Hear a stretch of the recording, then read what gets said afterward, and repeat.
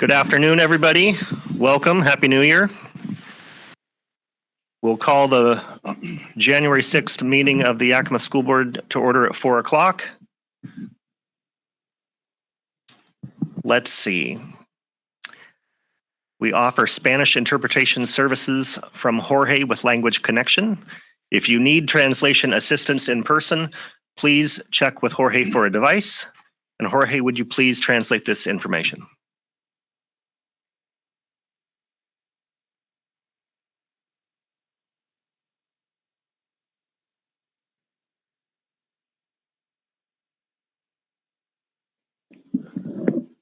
Oh, there. Si alguien necesita la ayuda de un intérprete, tenemos los radios y estoy aquí disponible para hacerlo.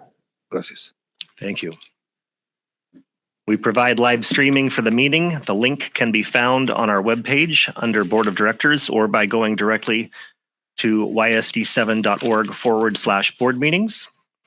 If you wish to make public comment this afternoon, there are two options available. The first option is for commenting on agenda items only, and the second option, which comes after that, towards the end of the meeting, is for all other topics.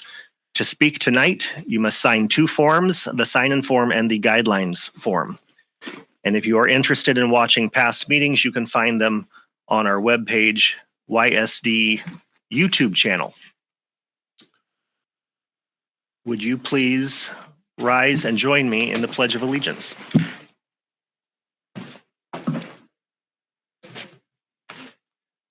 I pledge allegiance to the flag of the United States of America and to the republic for which it stands, one nation, under God, indivisible, with liberty and justice for all.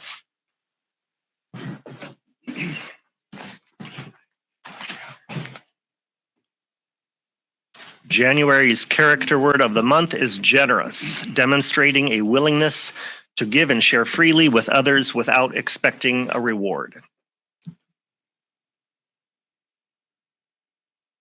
I will appreciate the generous grace this audience and board will show me as I start out this new role. Please forgive the pregnant pauses as we move from item to item. We have our Yakima land acknowledgement.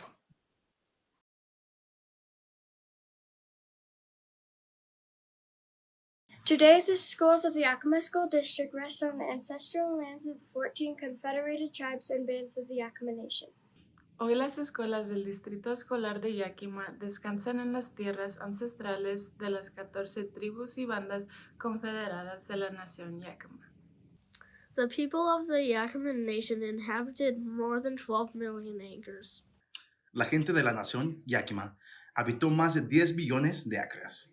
Across Adams, Benton, Chelan, Douglas, Franklin, Grant, Kittitas, Klickitat, and Yakima counties. En los condados de Adams, Benton, Chelan, Douglas, Grant, Franklin, Kittitas, Klickitat, y Yakima. Today we honor those native peoples who are tied to the land through history, legends, and culture. Hoy honramos a estos pueblos originales que están vinculados en la tierra a través de historias, leyendas y culturas.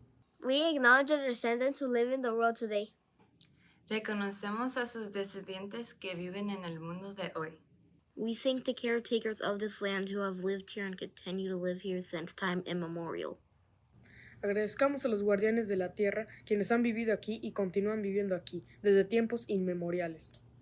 An acknowledgement is a simple, powerful way to show respect. Un reconocimiento es una manera simple y poderosa de mostrar respeto. And a step toward correcting the stories and practices that erase Indigenous peoples' history and culture. Y un paso hacia la corrección de las historias y prácticas que borran la historia y la cultura de los pueblos indígenas. It also honors the truth. También honra la verdad. As a school district, we will continue to build upon our relations with the Yakima Nation. Como distrito escolar, continuaremos fortaleciendo nuestras relaciones con la nación Yakima. This afternoon, we'd like to recognize I'd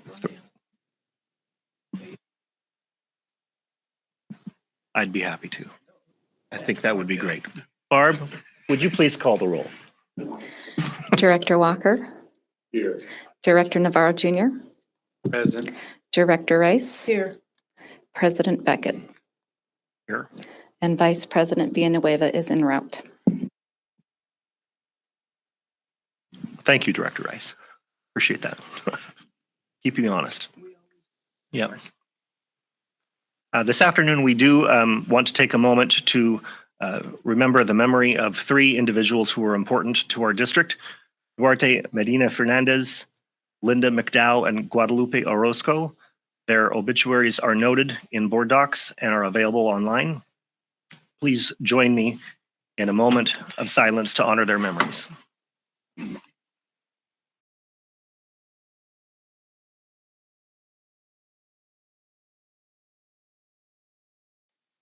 Thank you.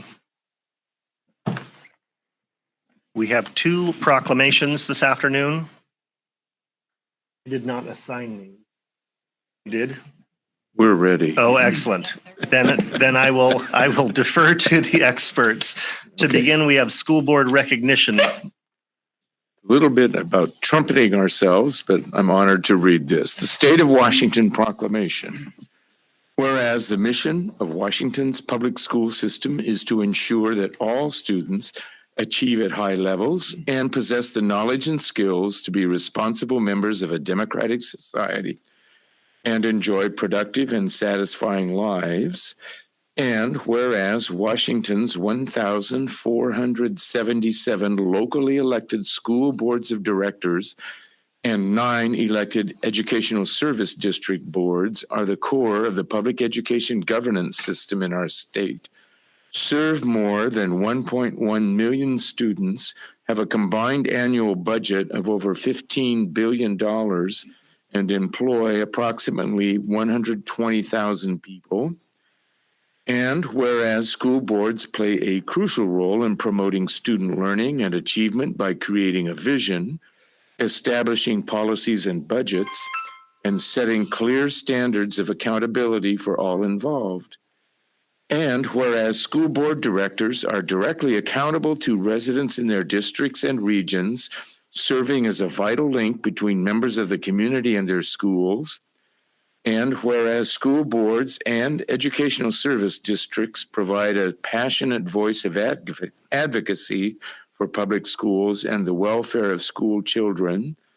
And whereas it is appropriate to recognize school board directors as outstanding public servants and champions for public education. Now, therefore, I, Jay Inslee, Governor of the State of Washington, do hereby proclaim January 2025 as School Board Recognition Month in Washington, and I encourage all people in our state to join me in this special observance. Signed this 9th day of December, 2024, Governor Jay Inslee. Thank you, Director Walker. Director Rice. It's my pleasure to be able to read this proclamation into the record today for Martin Luther King Jr. Day. Whereas on January 20th, 2025, our nation commemorates the federally designated Dr. Martin Luther King Jr. Day, and whereas this day serves as an opportunity for profound reflection on Dr. King's enduring message of peace, his unwavering commitment to advancing freedom, equality, and justice through nonviolent means, and his call for active engagement in service to others. And whereas within the Yakima School District, our students wholeheartedly embrace the essence of this holiday, engaging in meaningful reflection, continuous learning, and dedicated service aligned with Dr. King's principles. And whereas volunteers of diverse ages will unite with students contributing to impactful service projects that fortify communities, empower individuals, and build bridges fostering the understanding and collaboration. Now, therefore, be it resolved as the Yakima School District Board of Directors, we proclaim that the Yakima School District stands with the nation in recognizing January 20th, 2025 as Martin Luther King Jr. Day, dated this 6th day of January 2025, Yakima School District Board of Directors. Thank you, Director Rice. In our reports to the board section this evening, we'll begin with President Guerrero from YEA addressing the board regarding the dual language program.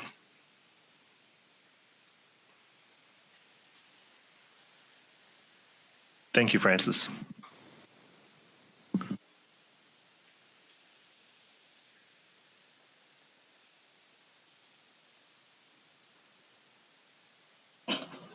Testing. All right. Good afternoon.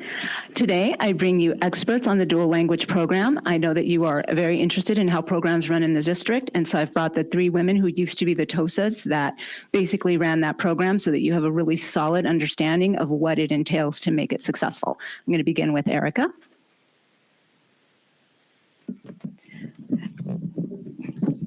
Okay, good afternoon. My name is Erica Rodriguez. I'm currently a K-5 ELD teacher at Martin Luther King. Before I served as a Spanish language arts specialist supporting our dual language teachers.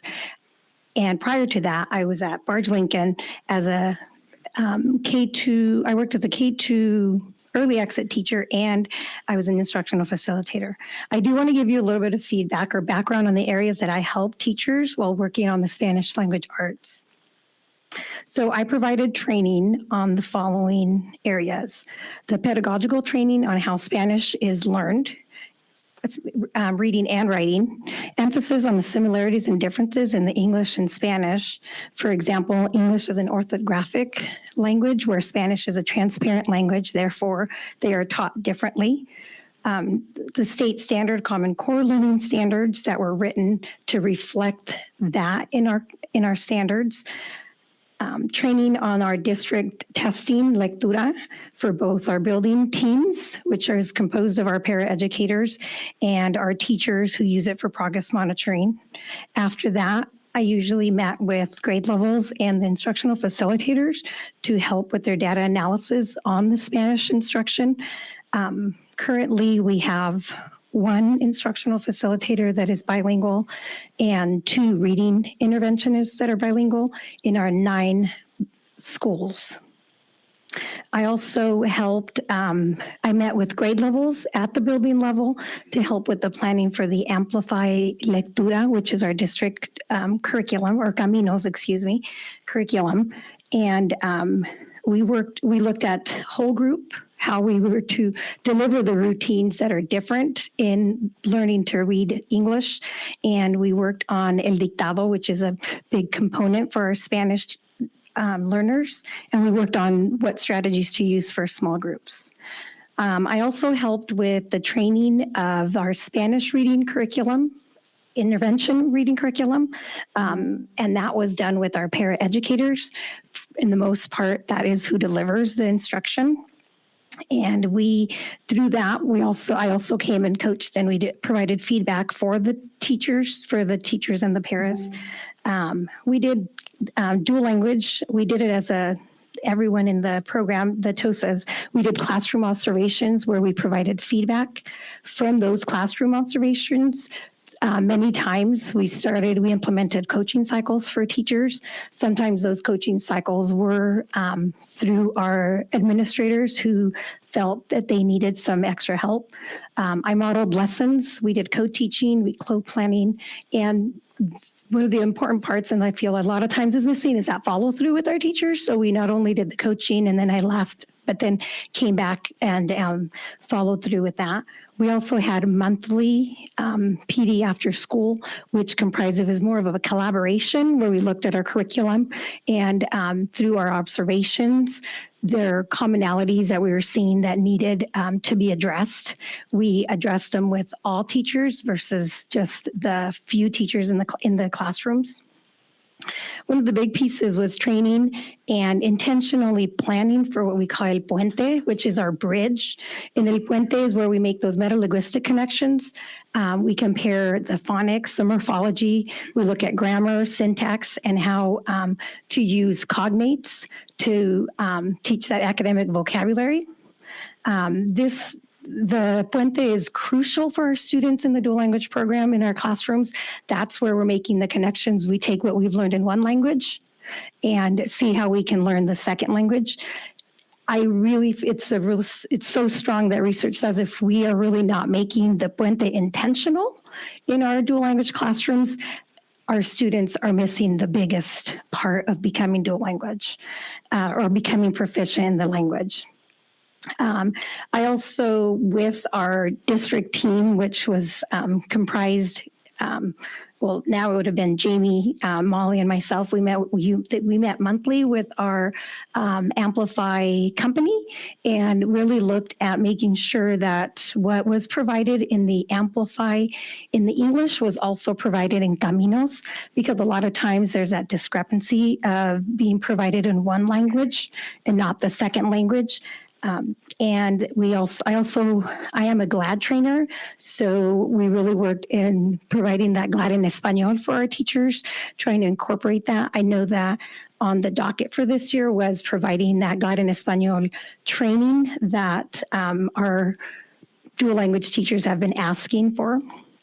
So I guess one of the biggest questions is who is supporting our dual language teachers in the Spanish? I mean, we do have support for them, but there's a difference if it's not in that Spanish language. I've heard from numerous people that our dual language teachers are missing that bilingual support that they've had in the past.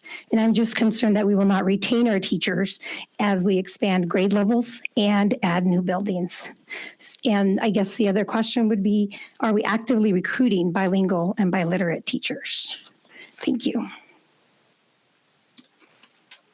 Sorry. Now I have to pick it up. Sorry, I'm short. Hi, my name is Aida Caltenco, and I am currently a second grade dual language teacher. And last year, I was a TOSA, or I was an instructional specialist for science and math in the dual language program that supported the dual language program. Years prior to that, I was a math coach as well. And so I've been in this district for 22 years. I graduated from Davis not knowing a word of English. And so I know that there's success that could happen in this district if we put our ducks in a row the right way. I consider myself being successful, by the way. I am here basically to just talk to you in regards representing all the new teachers and all the new teachers that are part of our dual language program. Many of them are new to our profession as well. And so the need is huge, not only in the guidance and the coaching of developing them as professionals, but also in teaching them and coaching them on how to best instruct for dual language program. And so I advocate for this program, or for this support, to be sustained in structure in a way that new teachers are supported at least for the first 3 years in the program.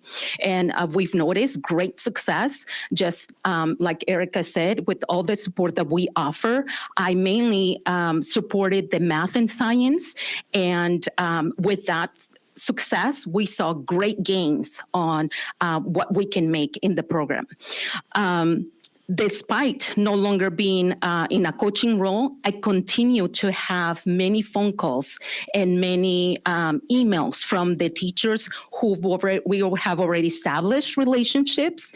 And me being in a second grade classroom right now, I am limited on how much I can help.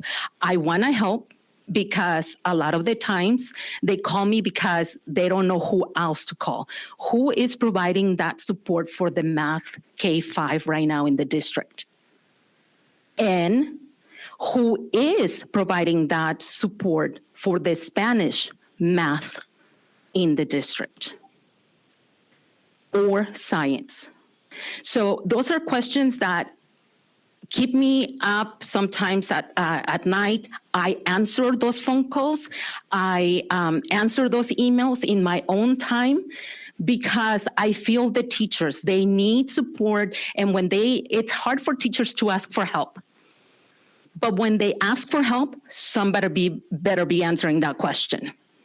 Right? And those are the questions, the teachers that we have established that relationship with.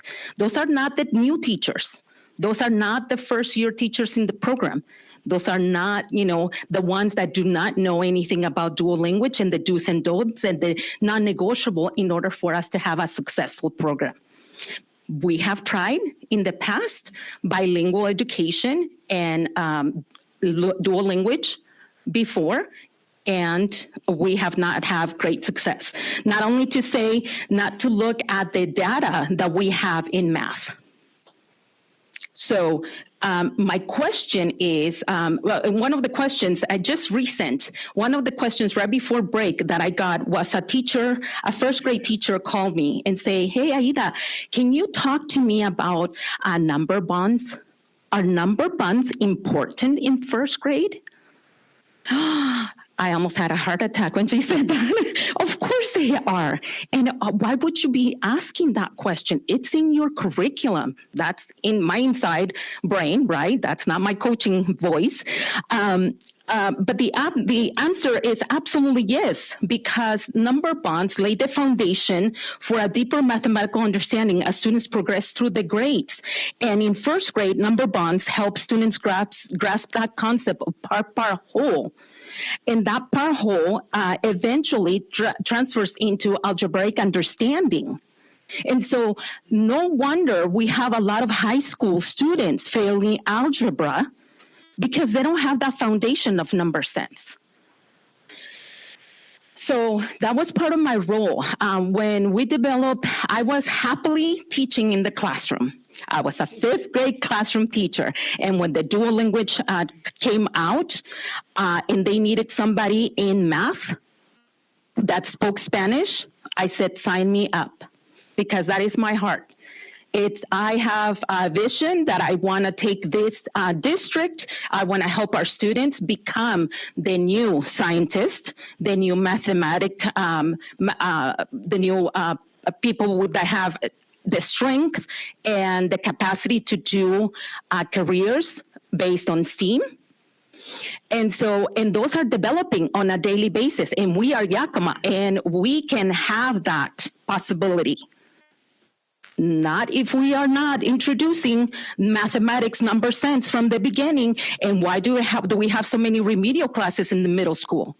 So for me, I took it as a restart role when I had the opportunity to coach math, because not only was I using my skills as a bilingual TOSA, but I was also encouraging and developing and resetting that this is the way we are going to develop and strengthen our math.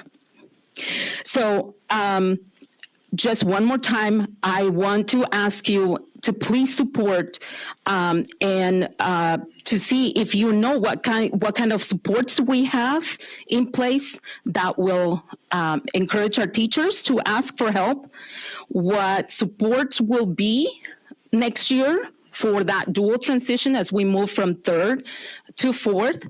And as Erica mentioned, it's crucial for our third grade students to learn all that vocabulary in English. We had a formula set up for them to do that formal transfer, the bridging. And as we visited different districts, one of the recommendations was that we offered that bridging earlier on, because as students from dual language test in the high school, they don't fail because of the lack of content, but they fail because of the lack of vocabulary. So it's huge for us to be making in the dual language that specific content academic language transfer.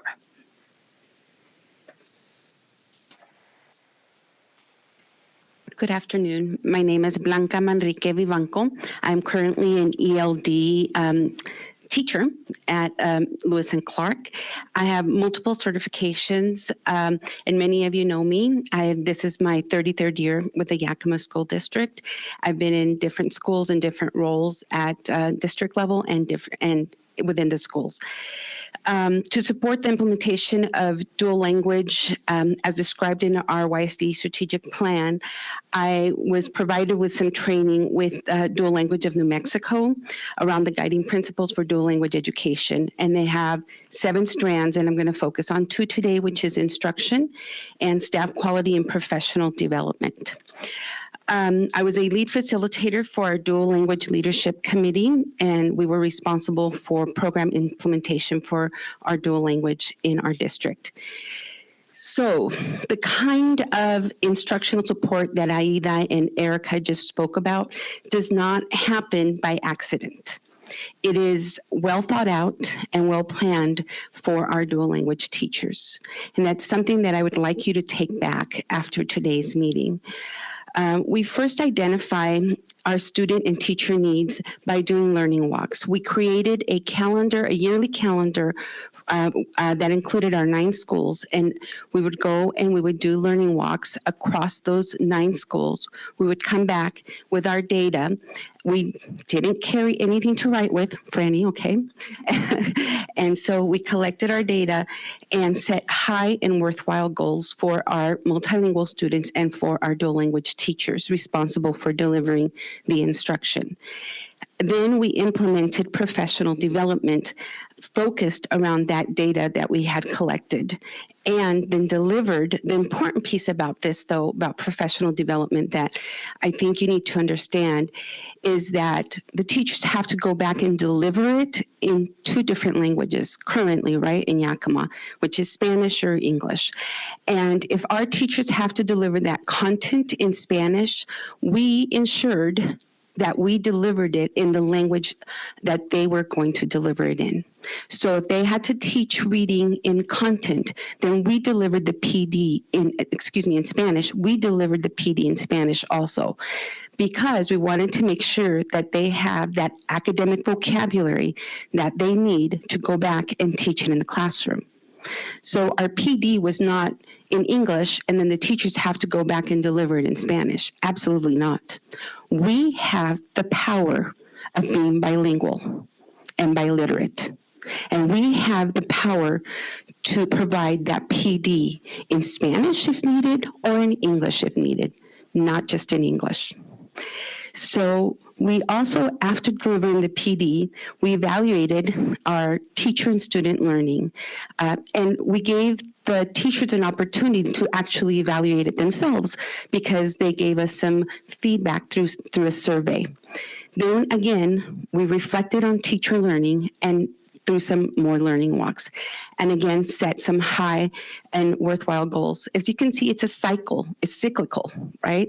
So it didn't happen by accident. We ensured that what we were doing met the needs of our students and our teachers.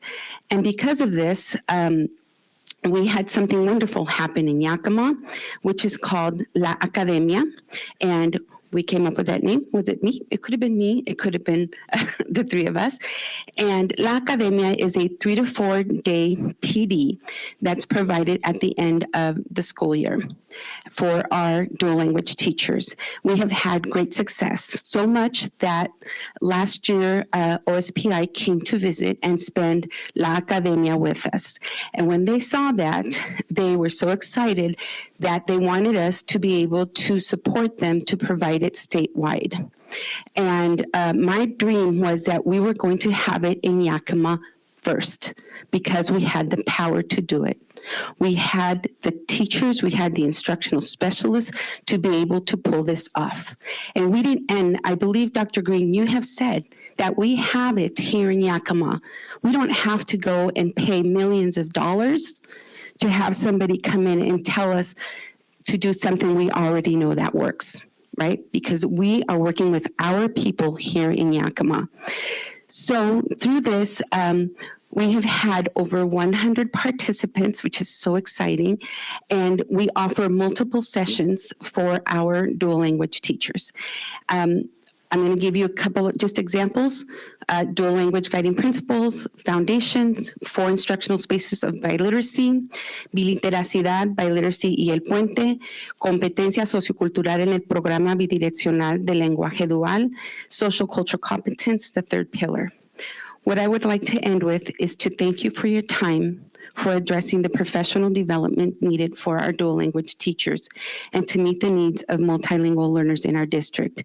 And for you to also understand that something like La Academia doesn't happen overnight. It starts from the minute that they have received the training and provided us with feedback. The minute the teachers leave La Academia, we're already looking at the feedback for the following school year, and it takes a full year to plan for that. Thank you so much for your time. My first year of teaching, my first monolingual Spanish conference, the parent told me, "Te hablas como te llegas de los pueblos muy pobres en México." I don't speak Castilian Spanish, and any native speaker cringes when they hear me speak Spanish. What our dual language program does is to teach proper Castilian Spanish, and that's not something that is easily done. You are literally, if you are in this program, if you're teaching these students, you have a huge endeavor. And when Superintendent and I actually talked about this a little bit at our last meeting, and I had some teachers concerned about where this program was going. And the impression that I got from the superintendent, I'm paraphrasing here a little bit, we're moving forward. Come Hades or high water, we are moving forward, which is great if we're doing it well. If those students are going to come out of this program sounding like they come from dirt poor villages in Mexico, then why are we doing this? If these 3 people did all of that work last year and they're not there this year providing that support, how are those teachers succeeding? And if we are growing this program, we should probably be adding a 4th TOSA, not cutting TOSAs. I know this year initially, YSD tried to keep 1, but these women aren't stupid. They weren't going to take that position and get stuck with the work of 3 TOSAs, especially when it couldn't be guaranteed. So they chose to go back to the classroom. But I'm telling you that if you want this program to succeed and you want it to do well, we need all 3 of them back, and ideally we need a 4th one. If you're going to grow the program, you're going to add more teachers to their plate, more training to their plate, we need more. Questions?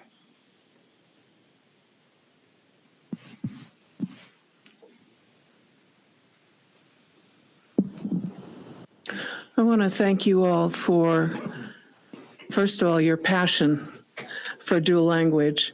Anyone who's been around me knows that I have been pushing for dual language for a very long time and was very sad when we lost the first program that we tried, and was very excited to see the second program come in and see the enthusiasm that our staff has for continuing or for reinitiating, I guess, the dual language program in Yakima.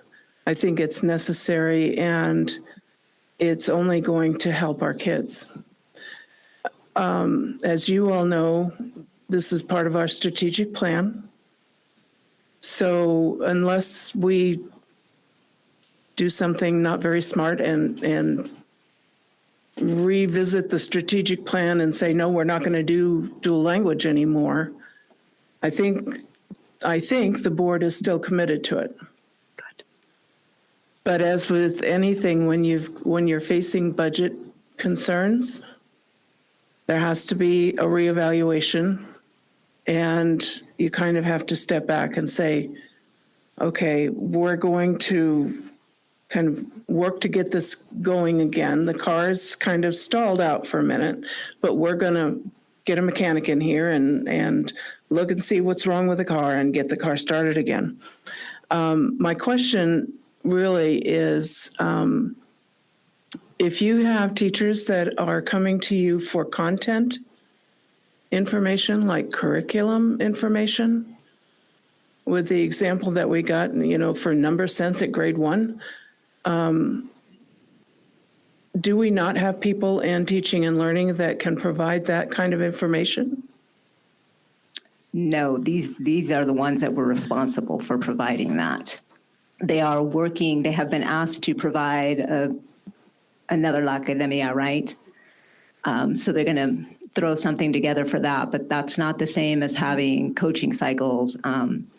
It's the same as the coaching cycles that we do in regular gen ed classrooms right now. It's just focused on their Spanish curriculum. So who coaches English-speaking teachers in English-speaking classes if they have questions about, for instance, number sense at grade 1?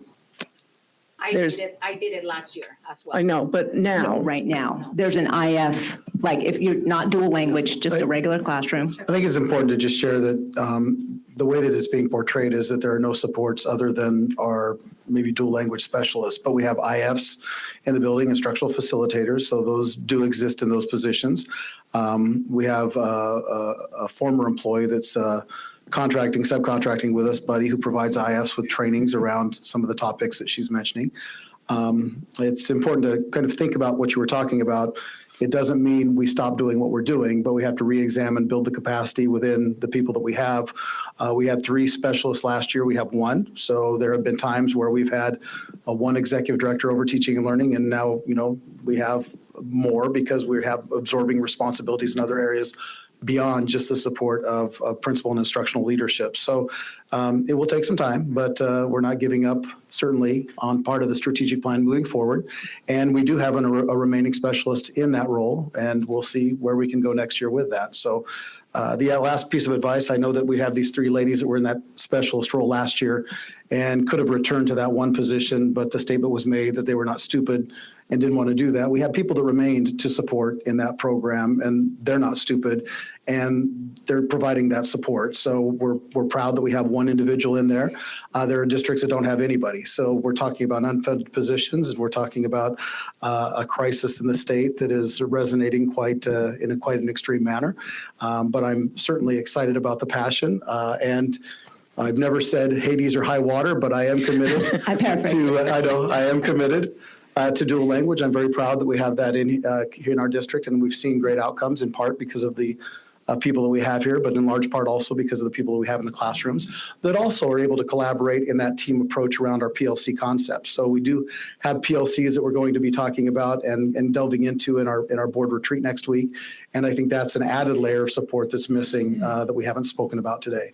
So absolutely, if we had unlimited funds, we'd love to be adding specialists. At this point, we're looking at maintaining until the time that we can build those up again.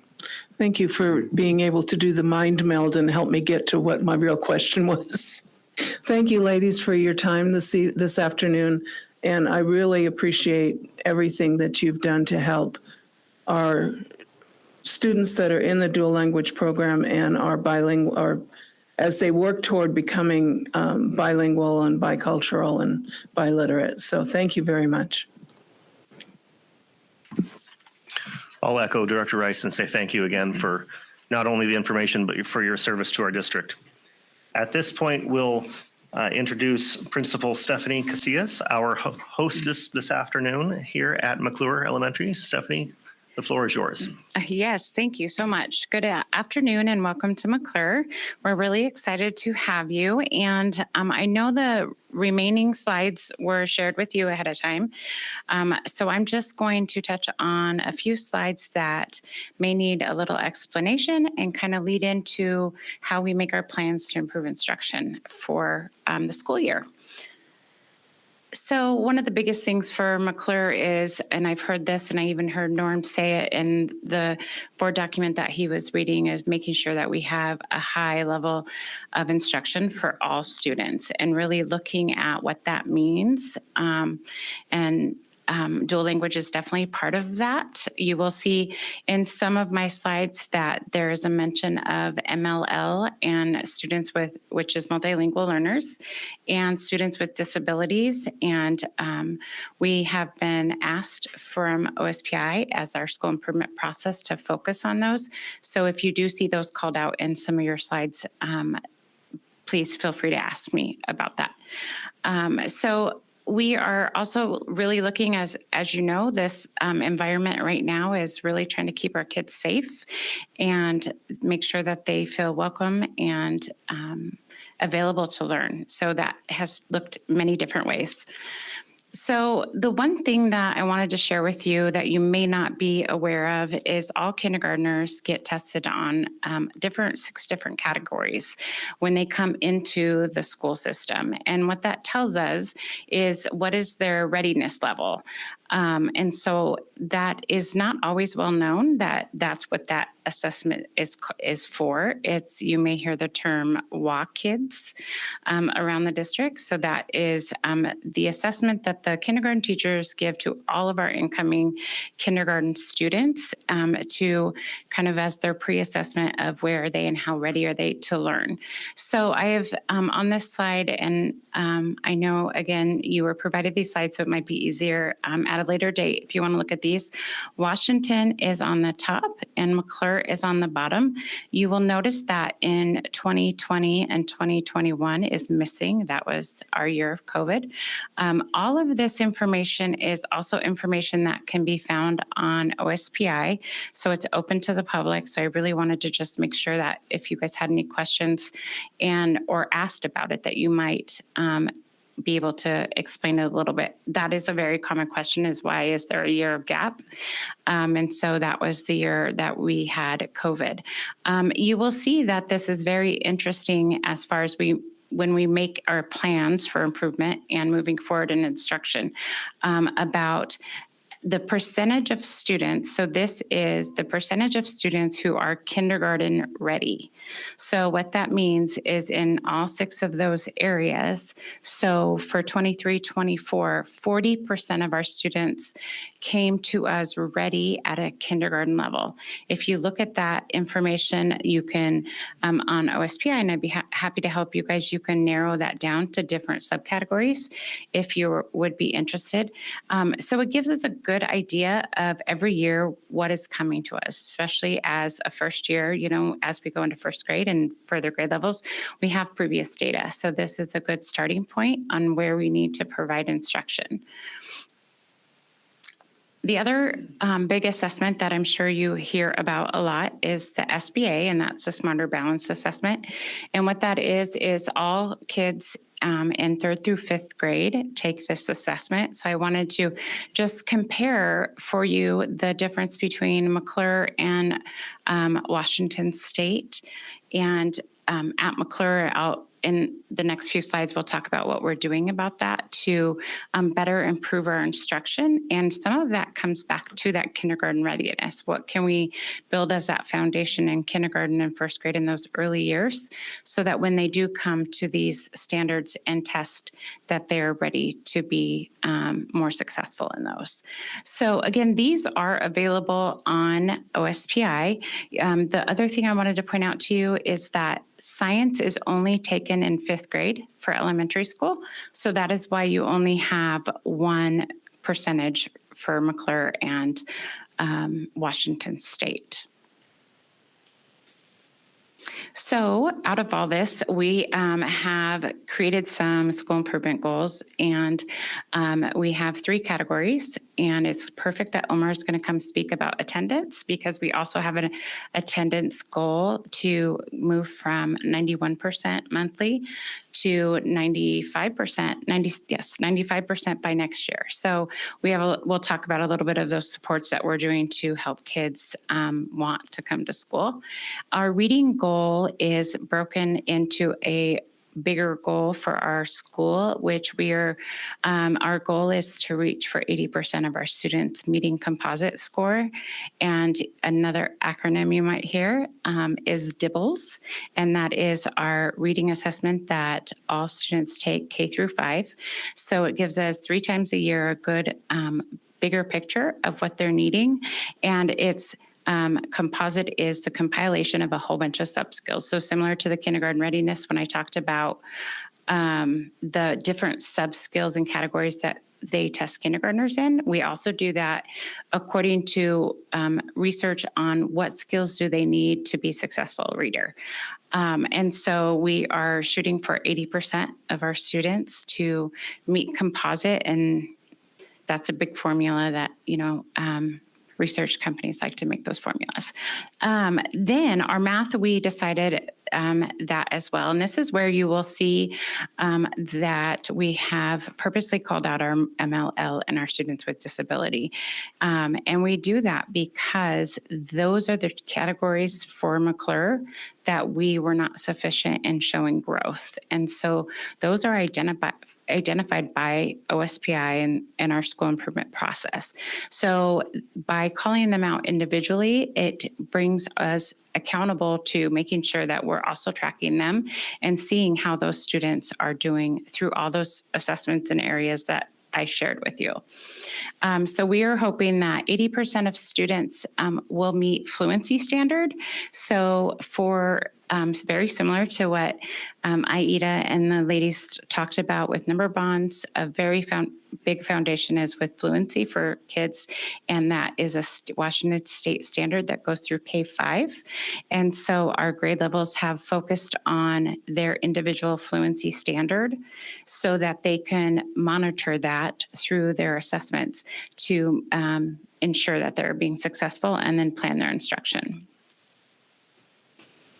So one thing that I have heard being discussed this afternoon already is our PLCs. And I just really wanted you guys to understand and know that these are crucial for us. And we have put in a lot of effort and commitment to PLCs. And our grade levels meet every other week for an official PLC so that they have a longer amount of time. So our teachers have agreed to give up a longer part of their planning to have it every other week, because we found that we can accomplish more in 55 minutes than 35 minutes.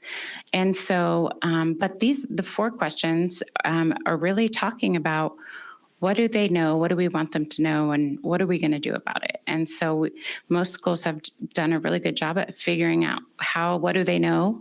And so we're really working on those last 2 questions of what will we do when they don't learn it?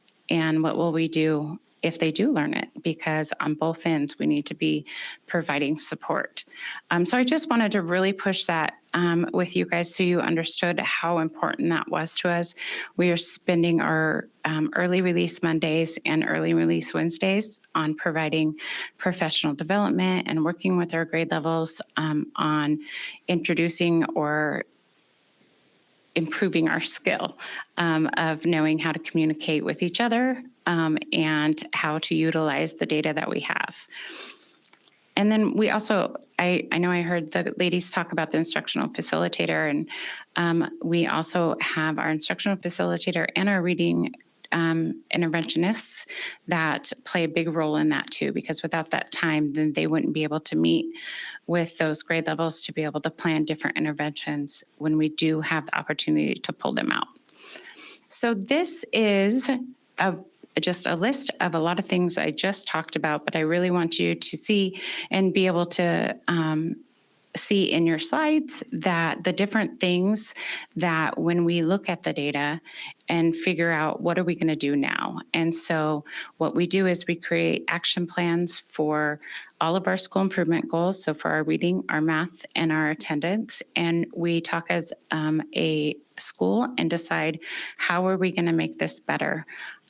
So you'll see PLC and both of them, math and reading, and a lot of grade level team goals of focusing on putting faces to our kids and our numbers so that they're not just a number that passed an assessment, but that it's a student and we know who they are and how to best support them academically, socially, and every other aspect that's needed.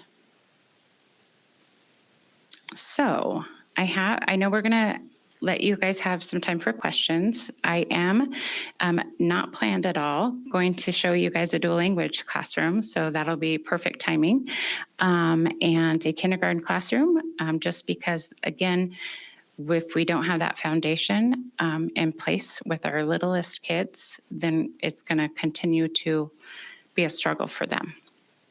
So, any questions? That was a lot of information, Shari. Sorry.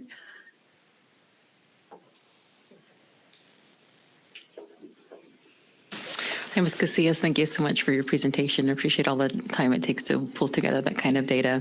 I have two questions for you. One is on the kindergarten readiness slide, and looks like there's a pretty significant jump, 21, 22 to 22, 23. Do you have any information as to why we saw such a big jump there? That's pretty impressive. Yeah. Actually, I don't know the reason. And actually, when we started looking at that, and we were actually kind of surprised, to be honest, even with the up, not as significant, but in Washington State, because we had our students at home for those years. And so that was always a big concern of ours. And I know you guys lived it too, as what are these kids being exposed to? So, we have hypothesis, on those classroom or on those homes that they do have that extra support. Maybe they were able to hear and be exposed to that vocabulary and more language for those families that were home. But I'm not really sure. I would love to dig into that a little bit. I did talk to Principal Lucas at the preschool, wondering the same thing, just seeing if he had seen a similar interest. And he said yes, but it's kind of all over the place as far as you never know what year. And that's the hardest part about kindergarten. You don't know what they're coming into. So we kind of came up with a new question of what was the difference? Because these are kids coming to us. He did state, though, that percentage is not all of our preschools. And so it's only a small percentage of Yakima preschools. And so what he had mentioned that he was working on was making that connection to the home daycares, the private preschools that we are not in connection with. Interesting. And then a second question is on the next slide, where you provide the Smarter Balance assessment for the 23-24. Are you able to speak to any trending information if we compare like the previous year or two and what this year's data compares to? Absolutely.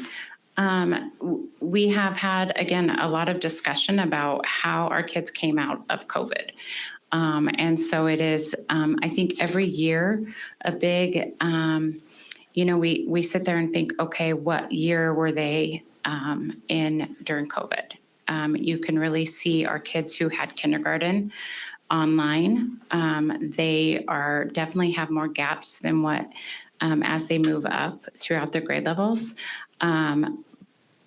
But we really notice that, it's just like our attendance. If they're here, we can teach them. And unfortunately, for a long period of time, we weren't in everybody's living room, unfortunately. And so we have seen a significant drop, and that's why we have really looked at how can we close those gaps starting from the very beginning, so that when they get up to those upper grade levels, they don't have so many holes in that content vocabulary. So these scores that we're looking at on the screen, if we look at the 22 to 23 and then maybe 21 to 22, are you saying it's kind of a flatlined score over the last couple of years? Yeah, over the trend data. Off the top of my head, I'm not sure. I would have to look at the slides, but that's definitely something that we can get very easily. If you would like to see the trend data, that is part of OSPI, and I would be happy to sit down and share that with you.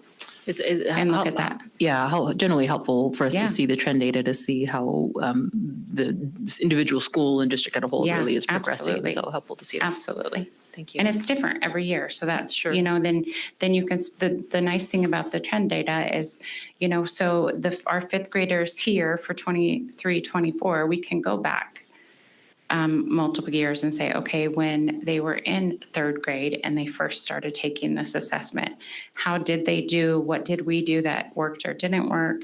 And start to adjust our plan and our action steps accordingly. Thank you. You're welcome. Thanks again for a good presentation. I had one question about your action plan. You have a lot of good things in there. Yeah.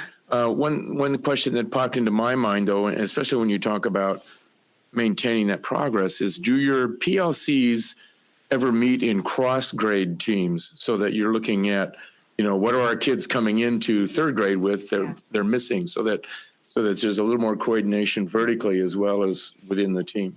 Not as often as we would like, but they do. Usually at the beginning of the year, we are able to bring them. It's a lot easier to bring them together. Of course, scheduling is usually we have created a schedule so grade levels could have common plan time. So sometimes that cross grade level is very difficult, but they do work that's where some of the interventionists come in handy too, because they know that knowledge that they could go, or our ELD teachers.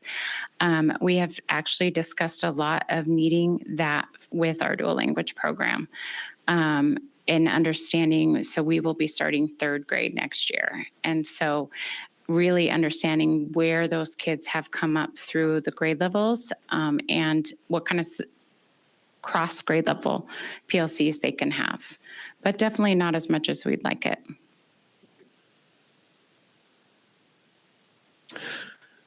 Thank you, Stephanie. This is a very detailed report, so thank you. It's going to take me some time to dig into all of this, but I do want to congratulate you on having what appears to be a very intentional plan of action to address the gaps and to address the areas that need extra focus.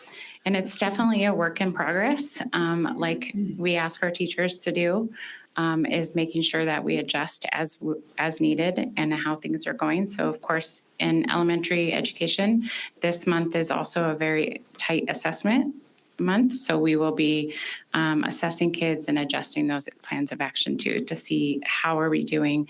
And a lot of that work is done during discussion through our instructional leadership team. I appreciate that. It's been a very long time since we've been able to visit McClure. I think we were probably scheduled during COVID year, and I think Jamie did it online. Didn't get to that, but I appreciate the fact that you're giving us so much information.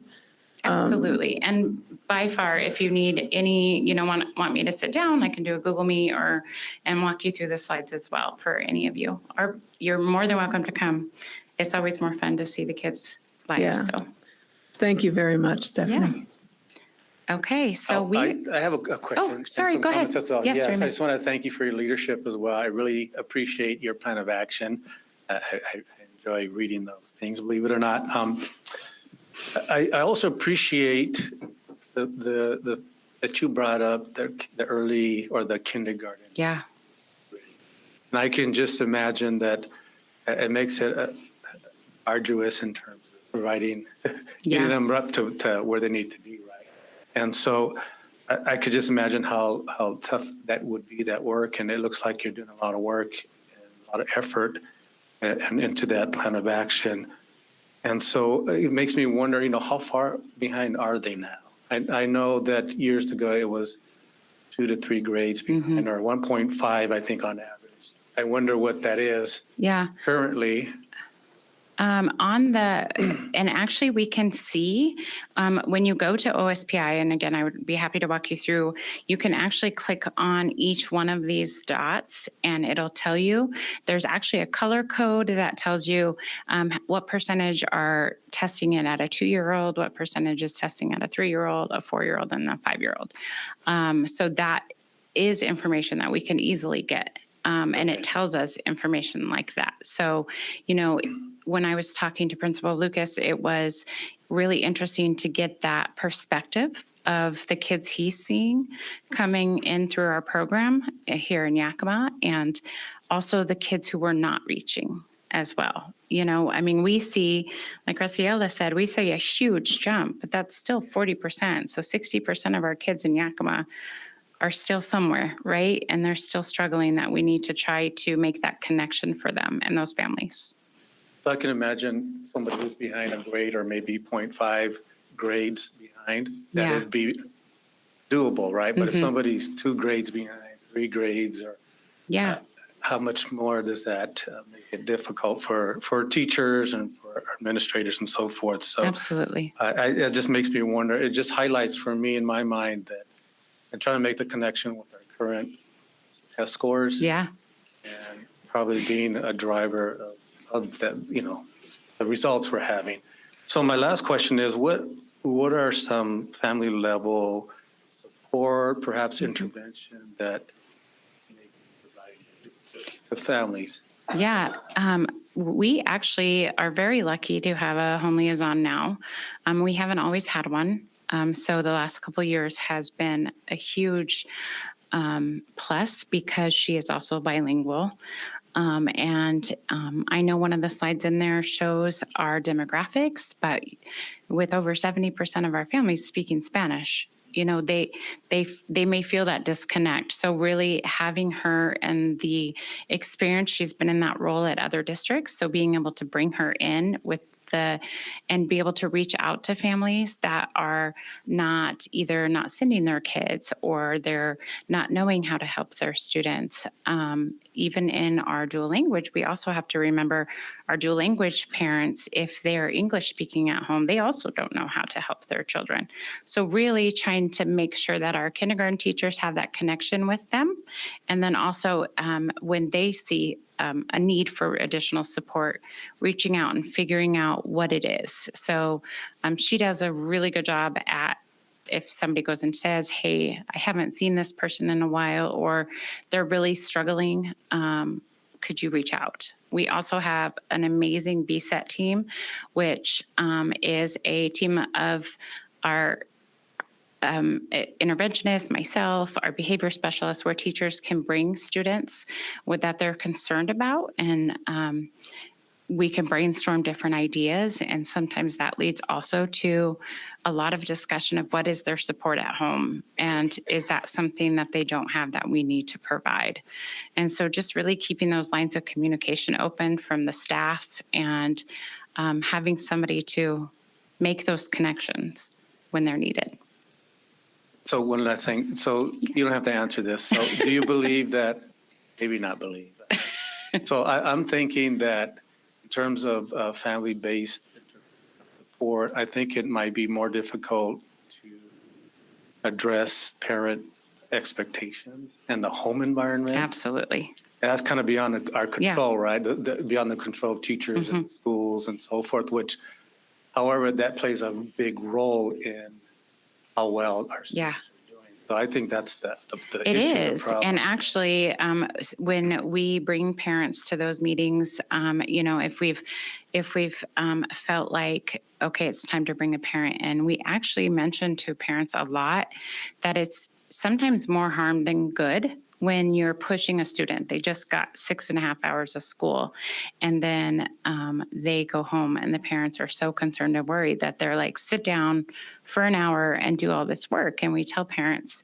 that ends up causing a huge bridge between them, because then the kid's mad at the mom, and you know. And so we actually recommend parents, like, we'll give you some things here, some games, some fun things to do as a family to build that bridge together, because sometimes, and you don't know if they're getting correct instruction at home too. So that's always a downfall. Yeah. Thank you for the discussion this afternoon. Do you think 10 or 15 minutes is an adequate amount of time for the classroom visit? Yep, absolutely. Okay. 10 minutes would be great. Just after 5 o'clock now, so we'll try to be back here within about 12 and a half minutes. And we're staying in this hallway, so we'll be great. Perfect. Thank you.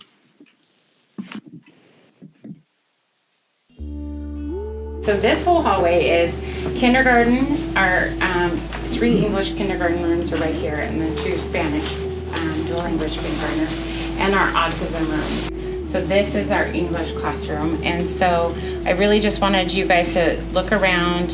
Some of the information you guys might see are some top discussion about zones of regulation, and that's some of the social emotional lessons that we teach our kids. And so for him in this classroom, most kids in elementary school have a number, and that's how you can tell they have a number spot. They have a number that goes with their cubbies. And so as they come in, every student picks their number and tells them how they're feeling. And so there's a lesson that they teach at the beginning of the year, and that's school-wide, just really talking about identifying their own emotions, so that we teach them once they identify them, then we can help them work through them. So there's the number bond that they talked about. If you were curious when they were talking about a number bond, this is the number bond, where they said part, whole. And so that's the concept that they're trying to teach kids. So when you like 4 in the big circle and 2 and 2 in the small circle. Yes. So it may be one or the other. Sometimes you'll see, depending on where they're at in the curriculum, it could be the numbers here, the whole numbers here, and only 1 partial numbers here. So then you would ask the kids, what number do you need to add to this other number to make a whole? So that empty space could be in all different areas, so that they learn what is the other part. And so they work on that. And then I don't see any, here. These are called 10 frames, and they do a similar activity where they may show 5 and ask them how many more to get to 10. So they use these 10 frames a lot too for different things. And as you can see, looks like they were counting turkeys and trees and pies and pumpkins. That's the great thing about kindergarten, is they're always doing something exciting. I brought you here just because, like I said, the foundation of kindergarten is huge. We're very lucky. We have a lot of work to do, but I have teachers who are willing to put in the work and effort. So it's kind of a trial and error sometimes, and that's the hardest part about kinder. I was a kindergarten teacher, so it's nice because I have that sense of homing when I get here. Home in this yes, room, right? I do. I absolutely do. And so it's really fun trying to work with them. And they don't know this, but it's actually one of my personal school goals is kindergarten this year. So I haven't told them yet. Sorry, Sarah. Don't break the news. Sarah is one of our kindergarten teachers. And so cone of silence. Yeah. Trust me, they already know probably. Surrey has told them. But please look around for a few minutes and let me know if you have any questions. And I'll be happy to make Sarah answer them for you. I'm happy to. So this is my teaching partner's room, not my classroom, but we started number bonds today. We just started module 4 today. Okay.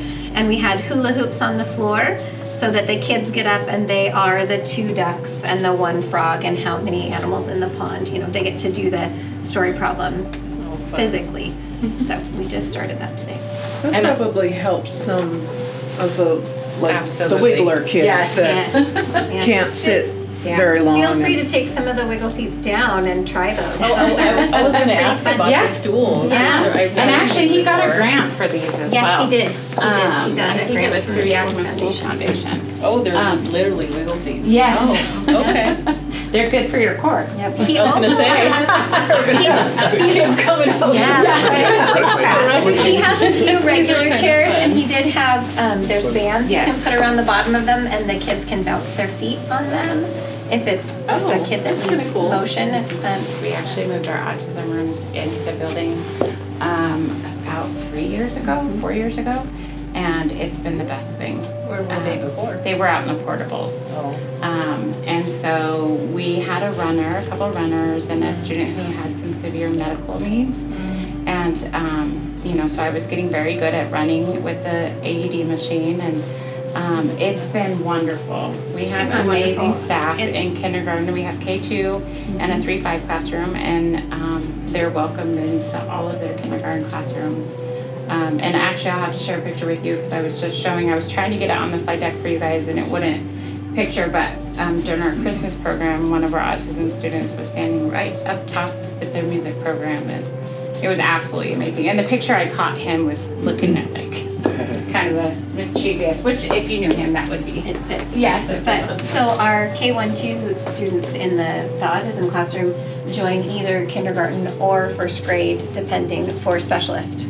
So any other time. Some of the students, last year, one of the students was with me half of a day, just depending on the student and their needs. But whenever possible, we integrate all of our classrooms together. So. And there's one kinder room that's attached by a door, and so we've had a student in there too, so that they have easy access back and forth. And then they have lunch with all of our kids and all recesses together. So we try to keep them as part of and they're very popular. They're usually our most popular kids in the school. So yeah, it's been great having them right here. It really gets them to be in the mix of all of it.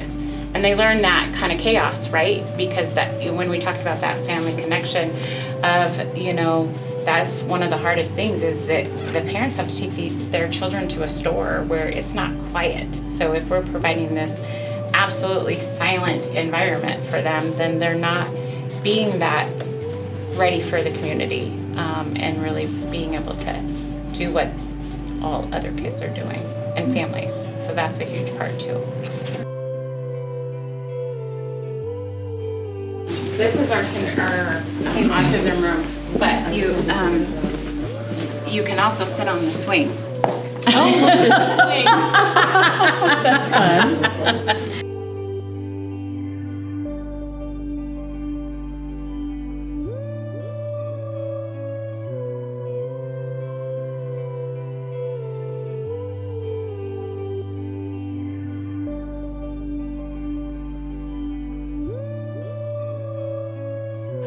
I brought you in here because this is something that, again, it kind of talks about that family connection. She does a wish for your child. So she asks their parents to write down one wish that they want for their child. And so they do it at the beginning of the year, and then they revisited it today and talked about, remember, what's your goal for your mom and dad, what you want to learn. And so it really gets them involved in understanding what they want there, and part of that bringing their family in.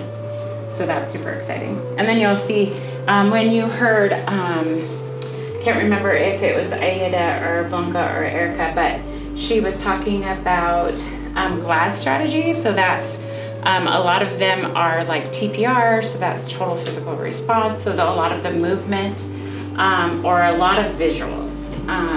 Especially for our students in our dual language class, because we do have our students who speak only English. So that visual connection is huge for them learning. And in second grade, this is the first year that they start doing a little bit of reading in English. And so up into kinder and first grade, they only do science and their social emotional. So we have breakfast after the bell, which I meant to show you. That kinder teacher he had by the sink, they actually have little lunch trays that they go and get their lunch. And that's how they practice for lunch. And so they have it for breakfast too. So that will be their morning check-in, and social emotional is English. And then their science time is English. And so for K1, they walk, they group kids who, because we also have MLL kids with parents that have chosen not to have dual language. And so we bring them over and we help them build that language in English as well. And then when you get to second grade is when they start to have core instruction in English. So this is the first year they do, I think, 20 minutes of their reading of skills in English. So it's going to be neat because I will say I'm a huge fan too. And it's neat because this is the year you start to see them all come together. So a lot of the concern from parents is my child doesn't know how to read in English. And because they get all their core content in Spanish. And so second grade is also, kinder and first, they're tested in Spanish. And second grade is the first year that they are tested in both for those reading skills, so that they can start monitoring those English skill sets too, sub-skills that I had talked about. So this is the year that it'll be interesting to see them make that transition. We tell the parents, please just hold on, don't go out yet. But it's hard for our English-speaking families. I know Jamie Lee, her daughter goes here, and we've watched her, really struggle, and she's a great testimony of what that's like, because she can't help her at home. But it's all starting to come together. So. I really like how learning is not a secret here. Yeah. The reason why I say that is because over here we have the purpose, criteria for success, application, right? Everything's written out. Yeah. And so a lot of times, and that's the first time I've probably seen it posted like that. So a lot of times, I'm guilty of this. We just give a lesson, don't even tell them what the purpose is, what we want them to learn, or even how to apply that in real life. So I really appreciate that. Yeah, she is definitely a rock star. She is actually only a second-year teacher, but she's one of our paras that she used to work with us as a dual language para for TVIP. And so then she went to school, and we were able to, it was like perfect timing that we were able to snatch her up. So we have a couple teachers like that we've been able to kind of grow with. That's been a lot of fun to see them make that transition. So that knowledge of being a bilingual TVIP para was huge too, because she learned that English side of it, and then was able to transition that into her classroom in Spanish. So yeah, she's definitely one of the rock stars. She's a keeper. Huh? She's a keeper, that's for sure.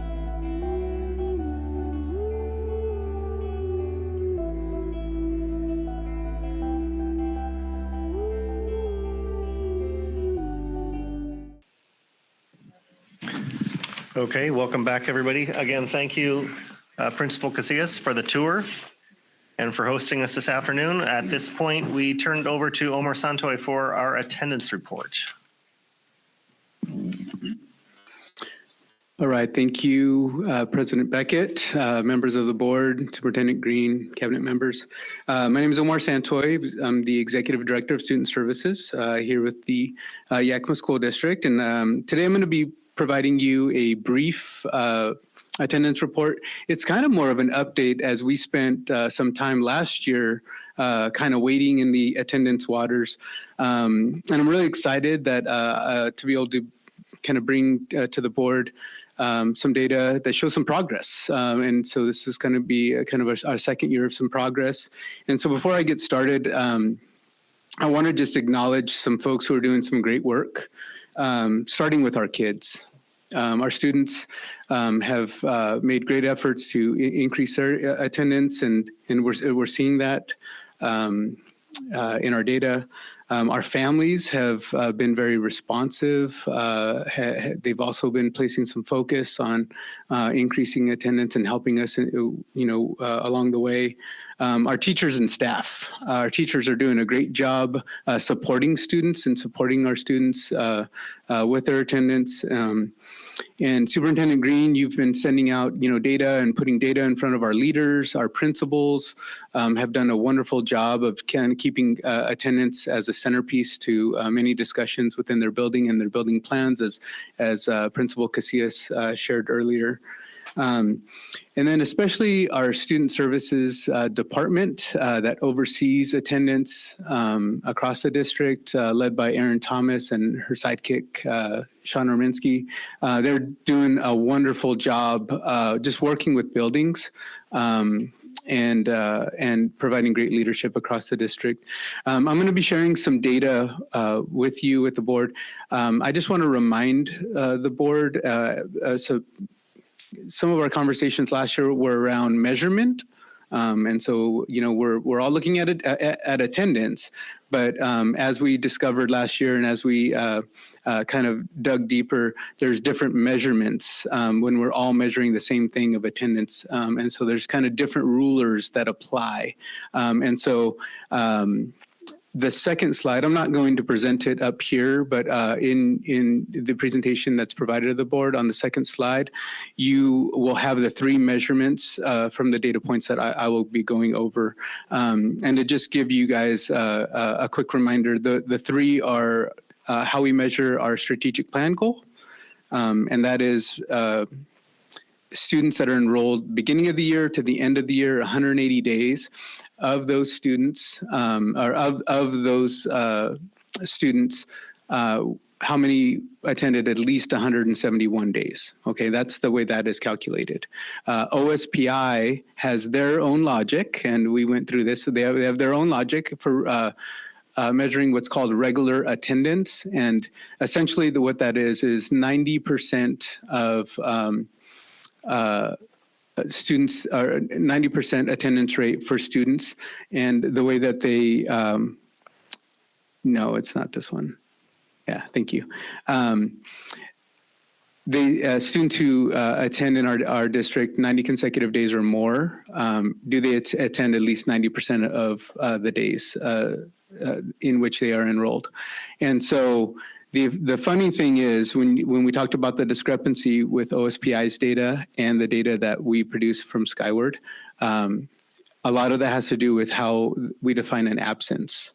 And so our district, every period counts. And so when we look at our Skyward data, every period counts. So if I'm a high schooler and I attend 3 out of 6 periods and I'm there for half a day, that is reflected in the Skyward data. OSPI uses a 50% threshold, and so that's why you'll see some discrepancies between district data and then OSPI's data. I just want to offer that as a reminder.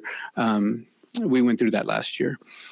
And then the third metric that we look at is our daily average attendance, which is what we use here at the district most often.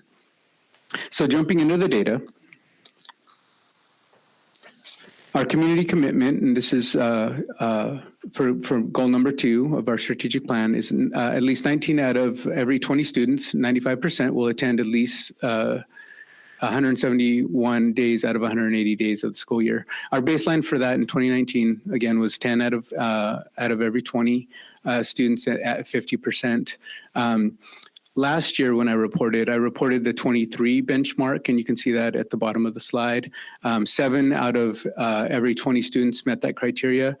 We didn't gain in this particular area, but we didn't backslide. And so we remained at 7 out of every 20 students met that 95% threshold. And that is a very tall order that we are asking kids to meet, a 95% attendance. But where we did see an increase is the students who were kind of moving in the right direction at the 90%, and this would be they were present for at least 162 days out of the 180. We did see that number increase from 12 out of every 20 students to 13 out of every 20 students. So we did see a slight increase at the end of last year. On this slide is the OSPI regular attendance rate, and that's the blue line indicated on this graph. And then we also have an orange line, which is our Skyward average daily attendance. And OSPI, you can see that last year, at the end of the year, the 22-23 school year, we ended the year at 63.5%. And then we did see a bump in that data. And this is preliminary data. OSPI is late in reporting out this data, so you won't find the 66.2. This is preliminary data that has been shared with me. So that it has not been finalized, but it does look like we will see a couple point increase. To drop an anchor, and I've heard the board ask, hey, so where does the state lie? At the end of 22-23 school year, the state was at just over 69%. And so we're closing the gap with the state. I'm hoping that we can meet and then exceed where the state is in regard to attendance, regular attendance. When you look at the orange line, the regular daily average attendance. Last year we ended the year at 89%, and current year to date is we're at we're maintaining at that 89%, and we still have half the year to go. So we're hoping that second semester, I'm hoping that students have a New Year's resolution of coming to school every day, but we're hoping to grow that. I'd love to see that number increase to over 90% by end of school year. And the other thing with the orange line, I did not include it here, but it is included in the slide deck that you guys have. The year-to-date 89% is broken down by building. And so on the next slide on your guys' slide deck, you will see the 89% broken down by building. Director Santoy, real quick, what I think is interesting in the data is that, so like you said, the OSPI statewide number is 69.6 or 7, but it's also, so that's what, 3 percentage points difference or so. But our district, and you and I discussed this earlier, our district has a free and reduced rate of almost 90%, and the statewide average is 50. So Yes. it is, our attendance to date is pretty impressive given our 40-point gap in low income for the state. Correct. And looking at some of the other districts with the same demographics, we're seeing numbers very similar to ours. And if not, we're just slightly above some of those other districts.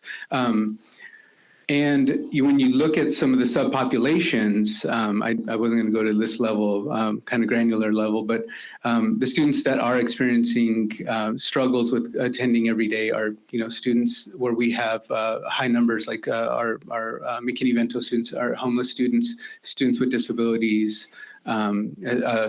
low-income numbers, and so. We do have higher numbers of those populations in our district, and we do see students who may be who have stable housing. They have higher attendance rates than those who are homeless. And really, the last piece of information I wanted to share. And this is a huge shout out to the Student Services Department. These are things that we feel is probably most important in moving this work forward and continuing to progress in attendance. And our Student Services Department is leading a PBIS PLT, so a professional learning team, and one of their main focuses is on improving attendance. And so they have representation, reps from every school. And so I heard Board Member Walker just kind of talk about in the school presentation the importance of vertical alignment, but really having representation from every level, every building. They come together and they are setting goals together, creating action plans. They're monitoring their progress. They're really having data drive the discussions and driving the work that they're doing together.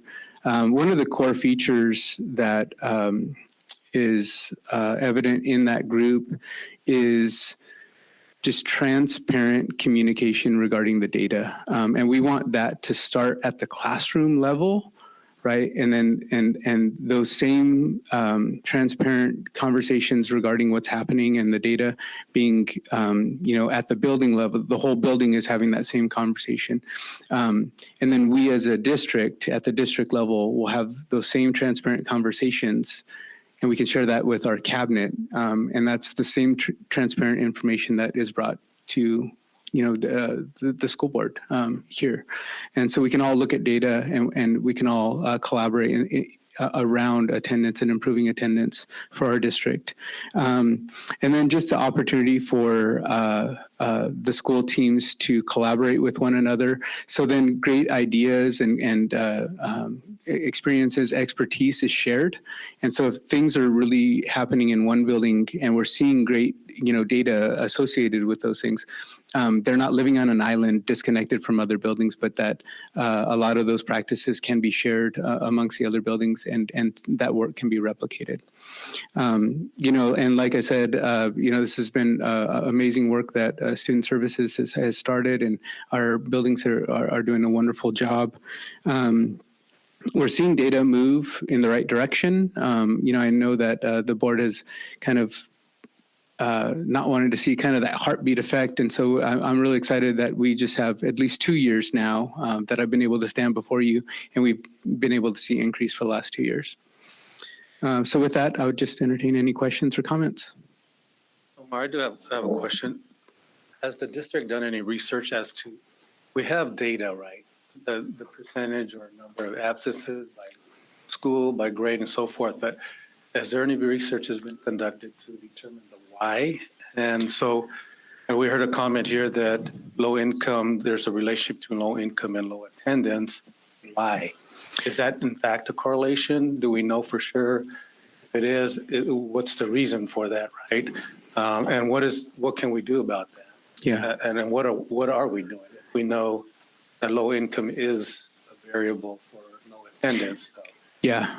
Thank you for your question. And, you know, I don't know that we can draw causation. I think we can say there's correlation, right? And we do see that consistent.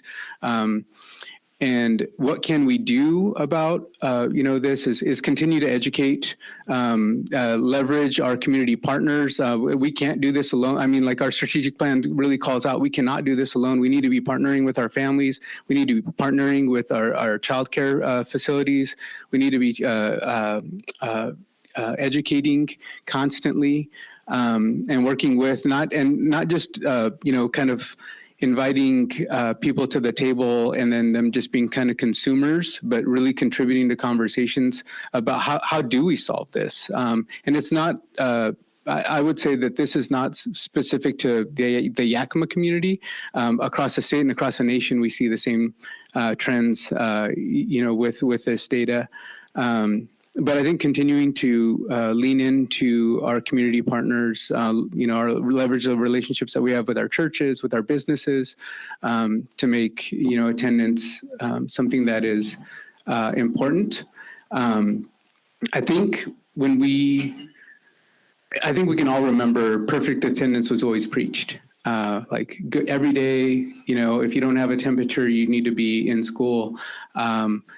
And then that mentality has changed after COVID, where we have said, you know, if you're not well, stay home. And there's been kind of in addition to kind of communication regarding overall general, I mean, more than just physical health, but mental health. And I think really us wrestling with when is it okay to stay home and to be away from school, and when do you need to be continuing to provide more education to families is really needed. And Director Navarro, to your point, if you look at the statewide data on OSPIs must attend 2 times a month, it's non-low income attends at 78.4 and low incomes at 61. So that spread you can see it year after year in OSPI's data. Same with McKinney-Vento, obviously you touched upon that. Correct. So, but my question is why, right? What's causing that? And I mean, we have the data, but what is, yeah. But that's just a question I don't know. That's just my question when I hear data like that. Why and what are we doing about it? And what can we do further for that? Because we know there is a very strong correlation between attendance and academic achievement. We know that for sure, and it's 0.89, 0.90, whatever, in terms of the correlation. So, yeah. the why is, I'm stuck on why, but I know we get it. So I have sent to you on Messenger a list of scholarly articles that are research-based around the correlation between poverty and attendance. So that's something you could look at your leisure. As far as you're talking about the why, it's a variety of factors when you're talking about students in poverty. It can be anything from unstable housing to lack of reliable transportation, health concerns, family situations, so childcare issues. Every one of those is a different component that what we've seen over, you know, decades upon decades is the school doing more and more and more. to become involved in that outreach component. So it's not one thing, but it's the partnerships that we then put in place. Like example, what are we doing to try to improve attendance? Very easily, we could talk about Handle with Care, the program that identifies when there's a police action, something that happens in the homes of our children, and then we're prepared for them when they come to school. So there's, it's not one thing, but it can be anything from housing to transportation to illness to healthcare, just across the gamut, which makes it much more challenging nowadays for schools to then meet the academic needs when you're becoming more and more and receiving less and less to do that. And for some of our kids, it's all of those things. That's correct. That's correct. It doesn't have to be just one. It could be multiple factors, and often is. Yeah. But I really appreciate the second part, Director Navarro. And what do we do? I believe that what we're trying to do is making sure that we have a consistent high expectation regarding attendance, and then really supporting and understanding what's going on with our students in this community and supporting them to meet that really high expectation, and not lowering our expectations regarding attendance, but keeping that expectation very high and then offering the supports. Thanks, Omar. At the school level, do we have somebody still I know we have staffing challenges, but do we still have somebody that makes a home visit when we have kids that are developing a high absence pattern? Do we make that personal connection to the home with every one of those kids? Yes, our buildings are diligent in connecting with families and understanding, one, always inviting them into the schoolhouse, but then also sending staff. And not only do buildings have to have, those staff members internally at the district office, our SSOs are constantly, working with families. And so there are staff in the building, and there is staff at the district office that is helping with those home visits, because they are impactful. Hi, Omar. Thank you for the presentation. I really appreciate the way you broke out the 3 different data points that are used to monitor this goal overall. Certainly helpful for me to understand what we're tracking on. So specific to the actual strategic plan goal, 19 out of 20 students will attend school at least 171 days out of 180. A couple questions about that in general. What percentage of our student body is 180-day student? I don't have that. I don't have that. I would have to run I did run a report. That's how I got the numbers, but I don't have the number of how many students that we retain for 180 days. I know we have a high mobility student population, so just curious how large the sample size is. I think that'll just be helpful to understand. And then with the baseline in 2019, starting at 20 or at 10 out of 20 students, and then down to 7 out of 20 the last couple of years, what was it? And know that COVID threw a wrench into everything, but what kind of has the general trend been since 2019? It has the general trend has been. It actually went down. I think I reported last year 5 out of 12 when we returned from COVID. And then COVID, the numbers were, during COVID, the numbers jumped up. And so there was, because attendance was, when they were remote, was measured different way in a very different way. And so we saw that huge increase, and then we had dropped to 5 out of every 20 students, and then we've been slowly increasing, from 5 to 6, and then to 7 for the last 2 years. Okay, thank you. And just a quick comment on, I think it's important that I will probably always give you guys a reminder of the different metrics, because it's got to be confusing as a board. Multiple people get in front of you and show data, and it's hard to know what's OSPI data versus what is Skyward, logic-driven data, and then data associated with our strategic plan and goal, specifically goal number 2. guess the follow-up question to that is when I see the 2024 benchmark 7 out of every 20 students, but then when you look at the daily attendance, that's in the high 80s. Like that seems. I know it's a different measurement, Correct. but it's just still doesn't seem to align in my head. And so how? Yeah. I don't get that. Yeah. So this is using Skyward logic, and so every period counts, and so a period missed. So if you're at a high school, every period missed. So once you have 6 missed periods, then it would equal 1 absence. And so this would be, and this number with 89% would be 89% of the total periods that Omar could have been in attendance, and he was in attendance for 89% of the periods allotted. And so absences and attendance rate factor in differently, because in one case, 6 periods equals 1 absence, and this is looking at every available period and how many were actually attended. So that doesn't mean that 11% of students didn't attend. It just means that of those attended, they attended 89% of classes. Of all of our students in the district, 89% of every period that they could have attended, they attended 89% out of the 100 that were offered. Yes. So does that mean that most kids miss at least 1 period? No, it does not. No, it does not mean that most. It means as a district, upon average, then yes.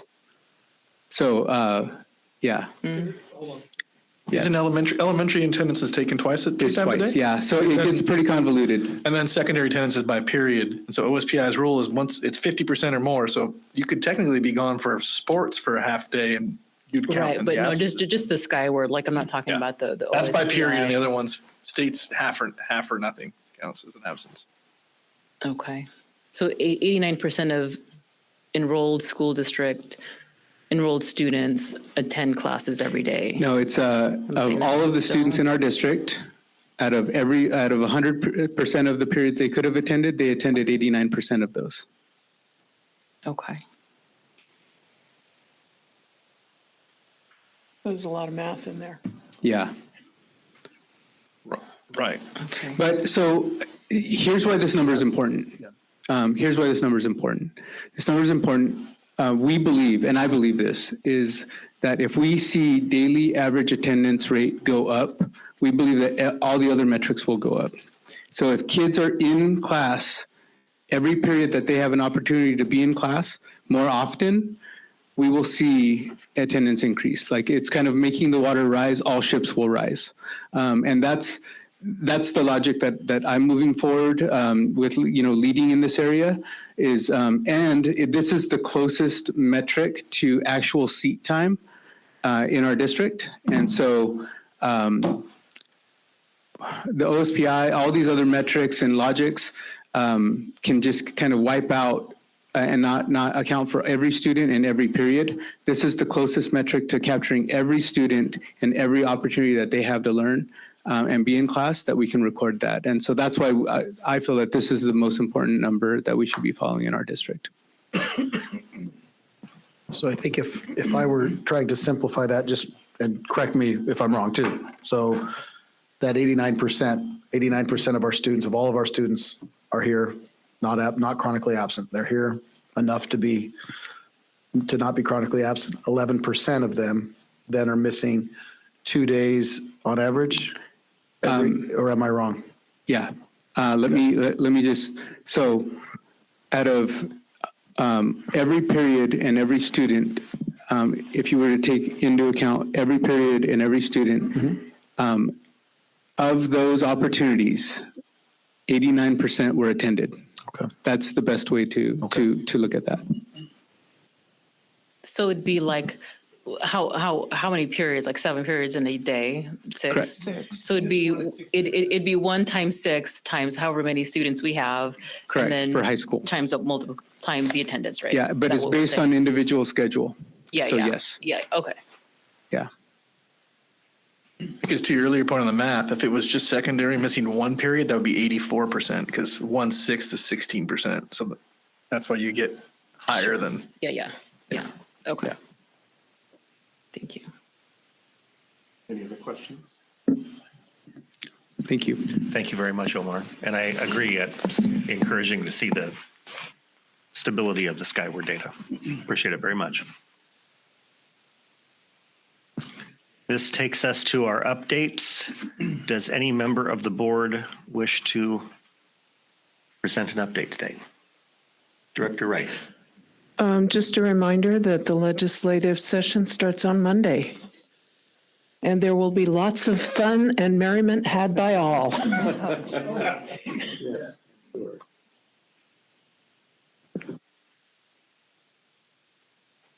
All right, hearing no other updates, Superintendent Green.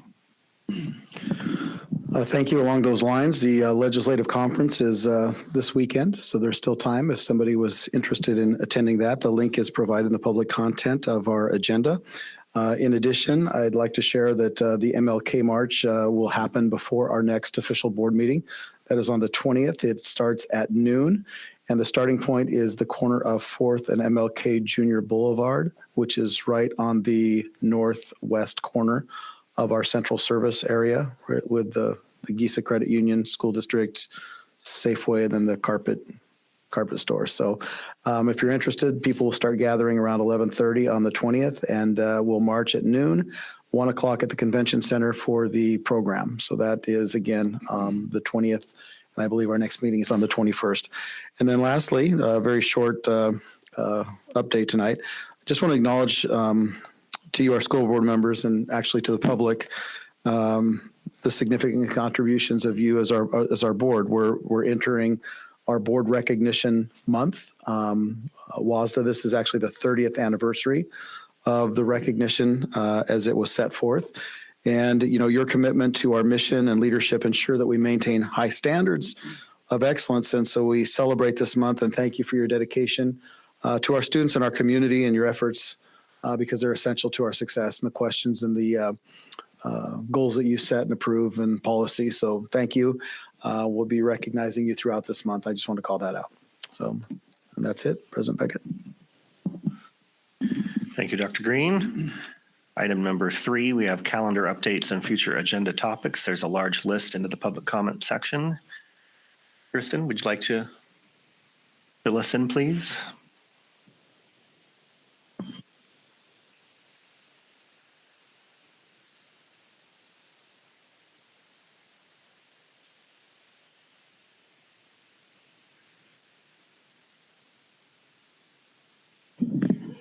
All right, I think I'm there now. Thank you very much. Good evening, board.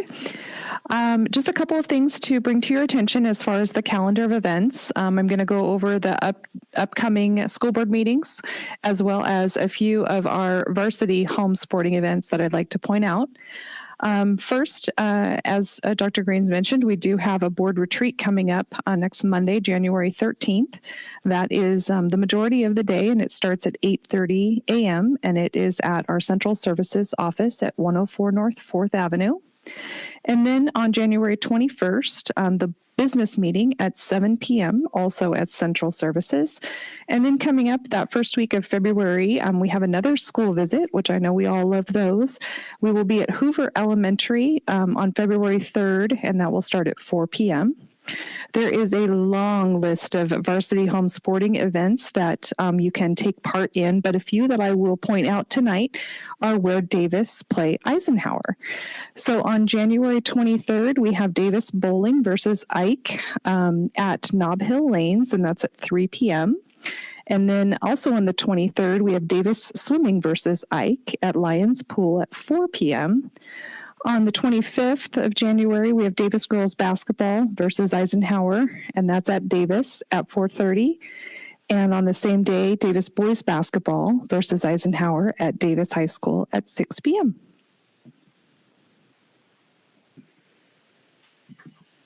Thank you very much. President Walker, sorry. President Beckett. I do have, I need to. You're still writing 2024. Yes, I haven't changed over yet. So I apologize, Mr. President. I just wanted to make mention that I will not be able to attend our board retreat just due to work-related meetings with my supervisor, and I serve on different committees, planning committees. So I'm just not able to break away that day to attend our retreat.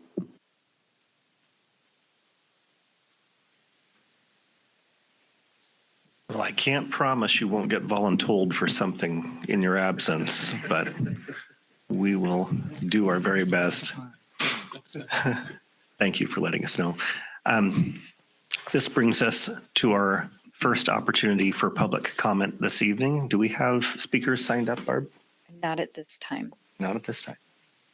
Okay, well then asking for a second time, do we have anyone who would like to speak in the first opportunity for public comment relating to agenda items this evening? Not at this time. Okay. Well, in a great twist of fate, that takes us to our second opportunity for public comment this evening. They aren't normally back to back like this, but that is the way the schedule falls this evening. So we have a second opportunity for public comment. Barbara, is anyone signed up? Not at this time. Okay.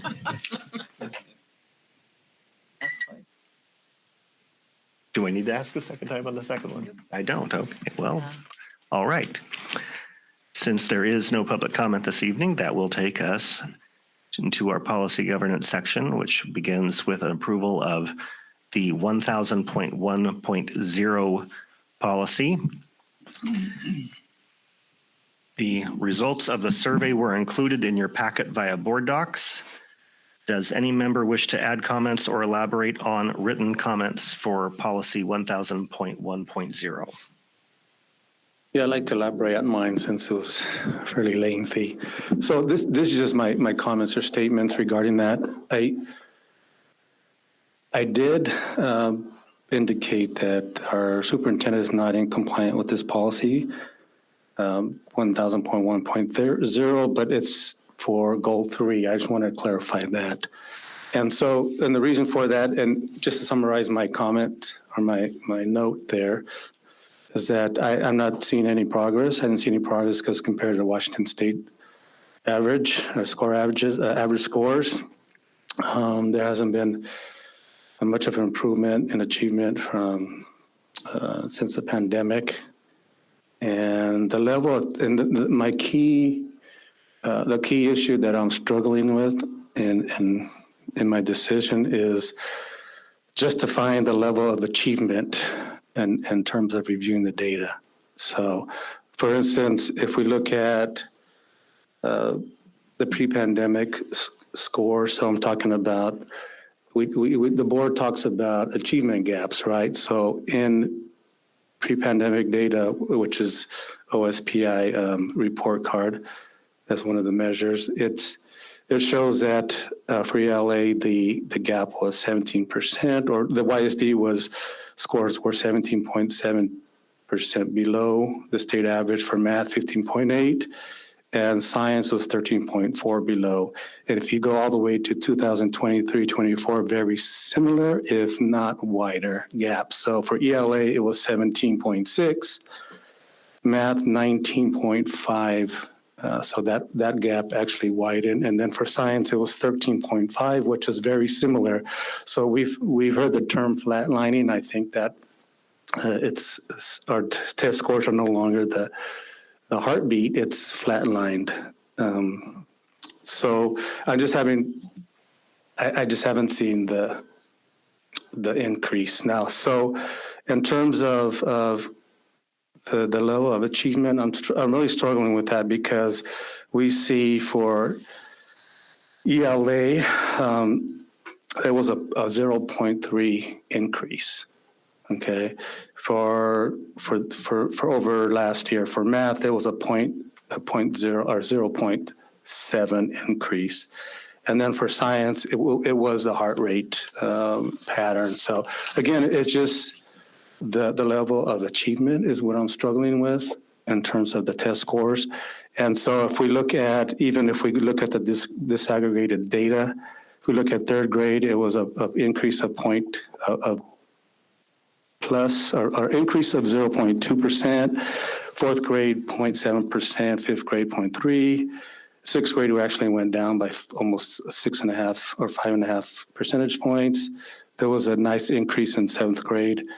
And for eighth grade, it was a 1.5% increase. And then if you look at math, and I don't know if I should read them all, but they're basically all less than 0.0% increase. And some of them were even less than 0.0 or 0.5 increase. And for science, it was the same thing. So I didn't see the progress compared to the state averages. The gap is indeed, or in fact, has widened in math. And the improvement from the pandemic is just not, we saw that it's flatlined. The gaps are still the same, and if not the same, they've widened, and that happened in math. So again, this is difficult for me because it's this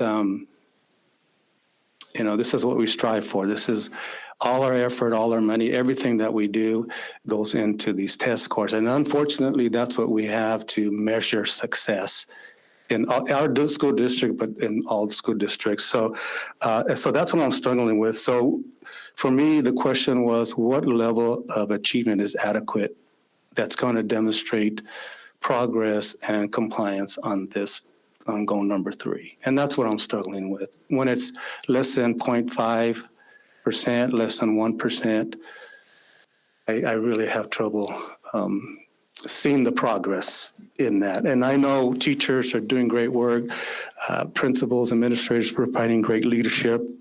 And I know there's the role of all those variables we talked about today, attendance, the family-related factors or variables, the kindergarten readiness. I know all those play a factor, but again, I just want to clarify that I am looking at the data, solely at the data. And I'm having difficulty with that level of achievement and justifying. I have to, unless somebody can provide me a justification that a 0.5 or 0.2, even a 0.9 is showing progress, then I'm all ears and willing to change my vote and to support that if I can find a good justification rationale for that. So that's why I voted that the superintendent is not in compliance with policy 1000.1.0, goal number 3. Thank you. I'd just like to add one comment regarding that. If you read goal number 3, the very beginning, it says equitable opportunity to achieve core mastery and critical thinking. Now, I interpret that to mean that it's the responsibility of the board and the superintendent to do everything we can to provide those opportunities to our students. It doesn't promise results. And ultimately, the results are up to the students and their families and their teachers on how they perform. So I have a hard time reading that how can the superintendent be non-compliant if we are providing the opportunities for students to do that? So that's my only question about the conclusion that you've drawn.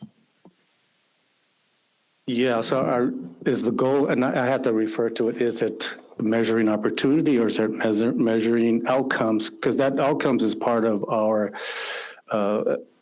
the equity policy is part of, it's in there.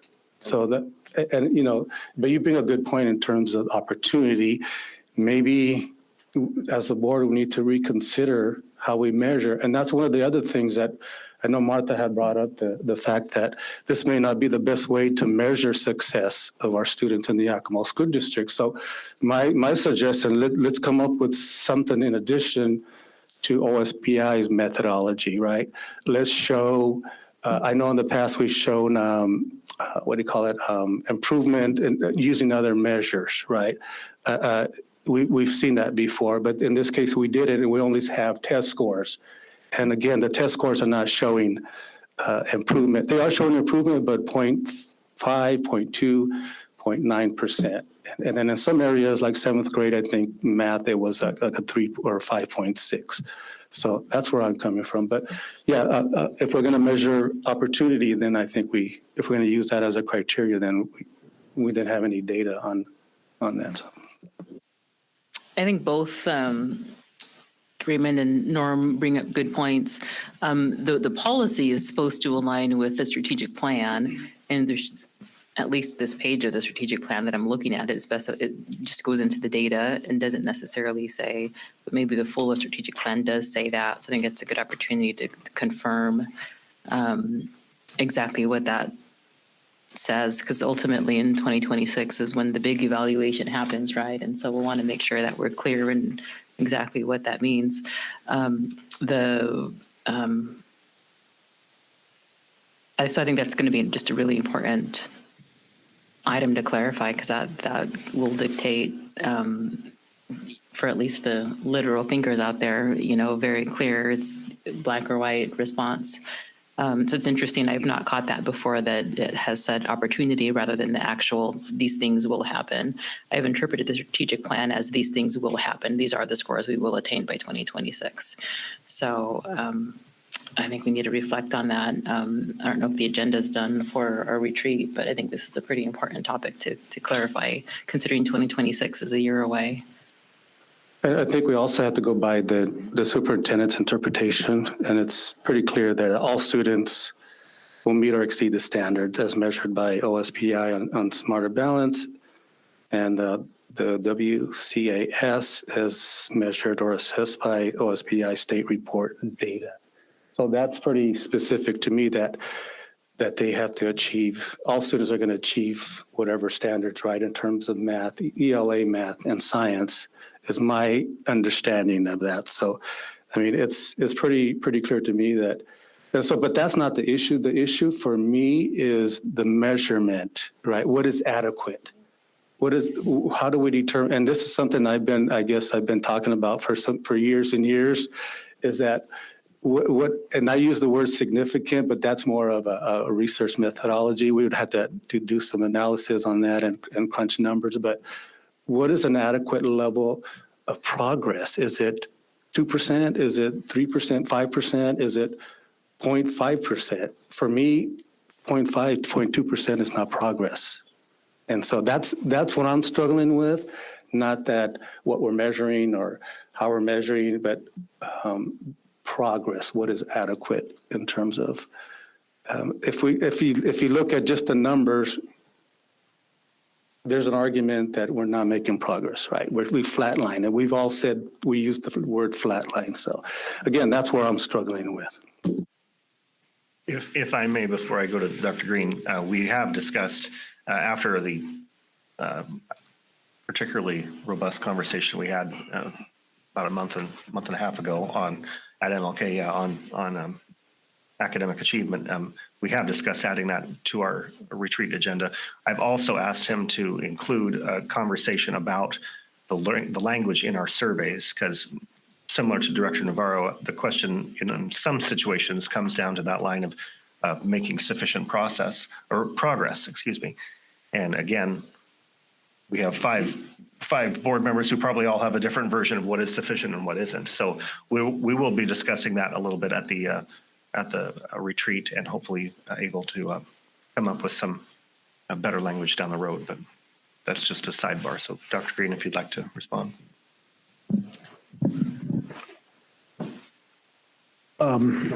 Yeah, I think, well, one, I'm certainly not defensive in what you're calling out, Director Navarro. I'm also not pleased with where we're at. So as I look at our outcomes, I know that we're doing the right things as far as implementation of our professional learning communities. We heard the statement here today, which at least it's resonating with some of our personnel, that we have a lot of brain power here and expertise within our district. And we are, I think back to Maria Lucero's words at MLK, ironically, where she called out that PLC is the only initiative that we've ever had district-wide in her 15 years here as part of the district. And I think that speaks to the kind of maybe reach out and try to grab the shiny, silver bullet approach that could have existed in some capacity. But I also know that if, I am in charge of the outcomes, and I just want to make sure that we're very clear about what those are. So, it's hard to hit a moving target. So I think that this is really a good conversation for the board retreat. And then, of course, it will resonate throughout our entire district, as it should, because, it speaks to the work that our teachers do, that our administrators do, that the process that we have in place. And I think the big challenge in education is talking about outcomes and not getting defensive or not coming up with excuses. But there's a definite contextual component to where we are. And, we don't dwell on the challenges that we have in our district, but we've had some things that were mentioned here tonight about, the poverty rate, the challenges that we see socioeconomic. We have, rising inflation and all kinds of issues that are affecting and impact. And we are dealing with social capital in a person-oriented business. So it does make it very challenging. But I do appreciate where we're headed with the conversation. I'm glad that it's part of the discussion at the board retreat. And I think that, we can move forward with some clarity of what the board really expects, because I will tell you right now that if the board expects us to hit our community commitments in 2026, and that's non-negotiable, is not going to happen. I mean, that is an aspirational goal that we strive for. And sometimes we what's the saying? Shoot for the moon and you might hit the stars. And so that's what we're doing, is we're making sure that we're making that, the efforts but it's a longer discussion. I look forward to that. So thank you for bringing that up, Director Navarro. And I know that you're probably not alone in analyzing that. And I think it gives us some great reflective opportunity, and we'll engage in that at the board retreat. Well, I think we'll have to share our notes with you. So I wish we'd have you there, but I know that's we'll get those to you. Is there any other comment regarding approval of 1000.1.0?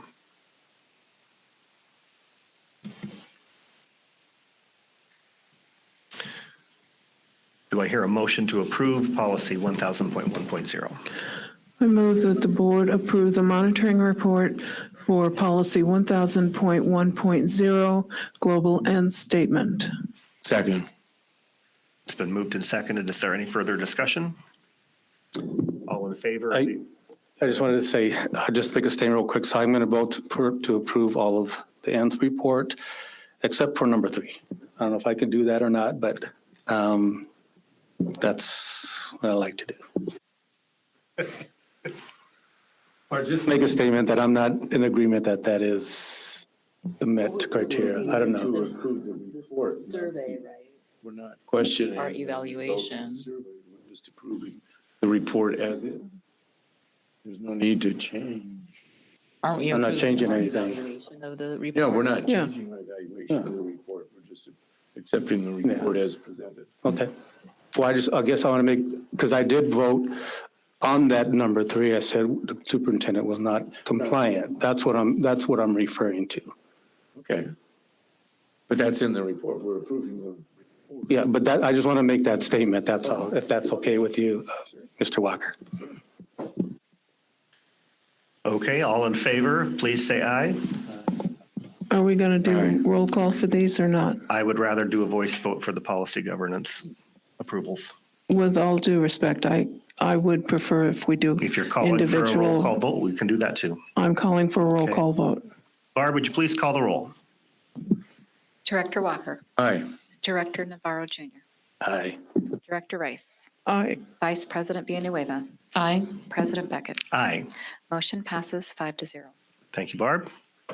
Our policy 1000.3.4, President's role, was included in the packet via board docs. Does any board member wish to add comments or elaborate on written comments?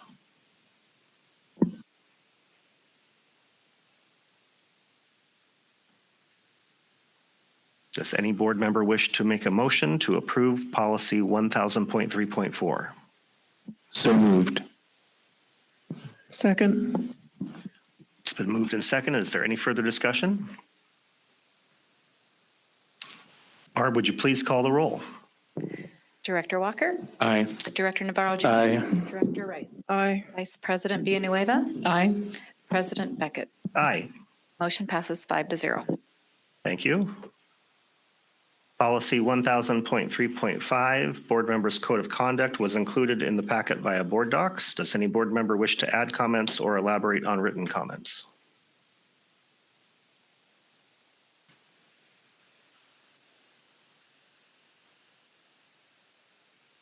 I move we approve policy 1000.3.5. Second. It's been moved and seconded to approve 1000.3.5. Is there any further discussion?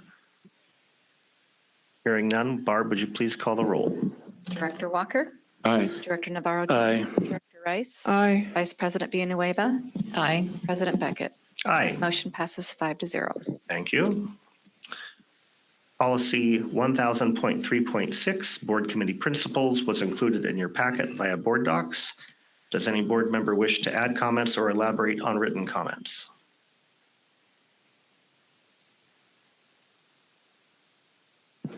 I move approval of the monitoring report for 1000.3.6. Second. It's been moved and seconded. Is there any further discussion?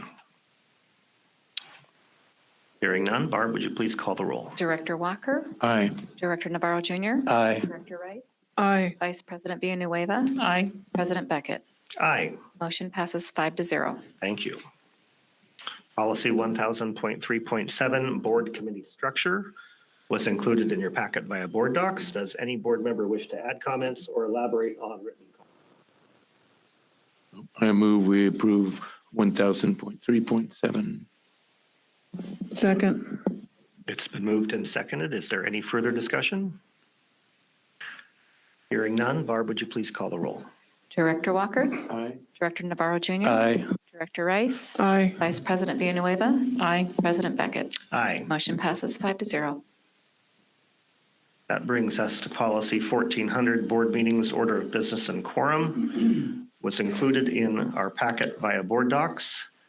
We also have a red line version with the revisions suggested by Director Rice.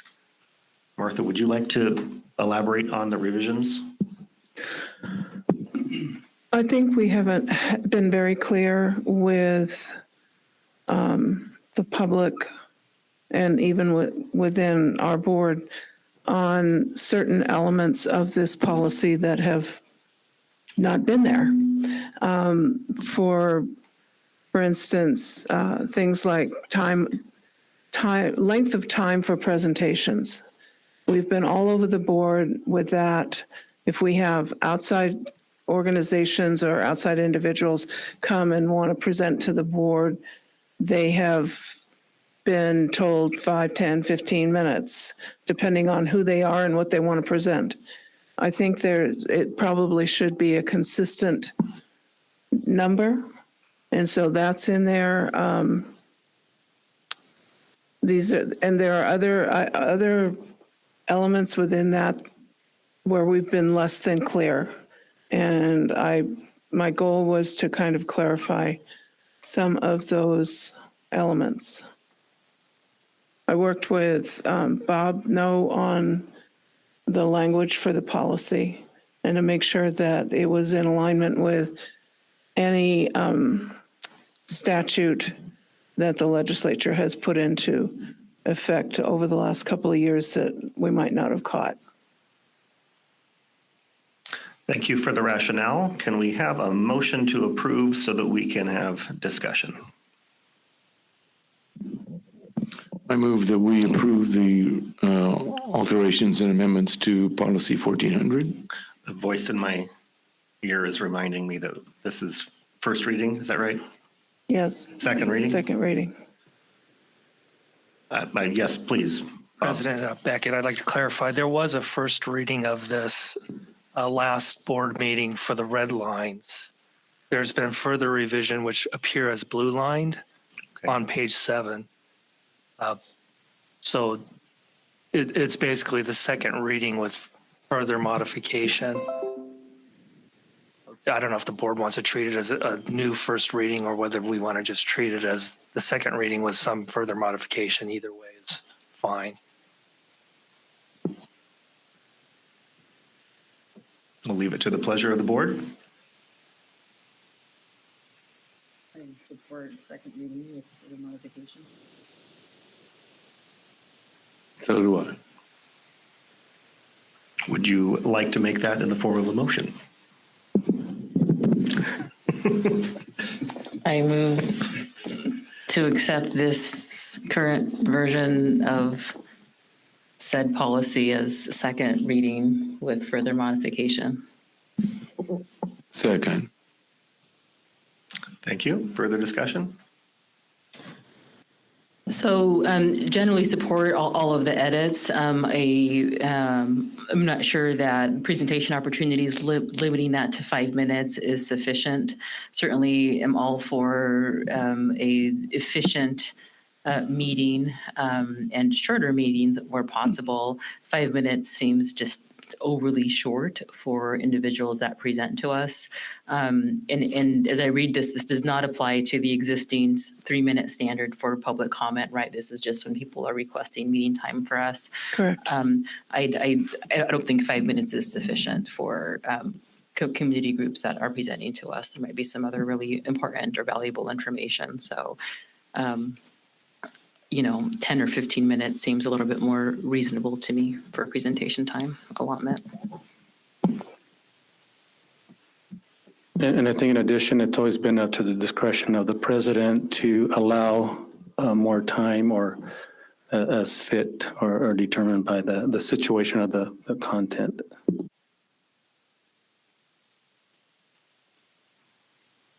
You could certainly allow for more time.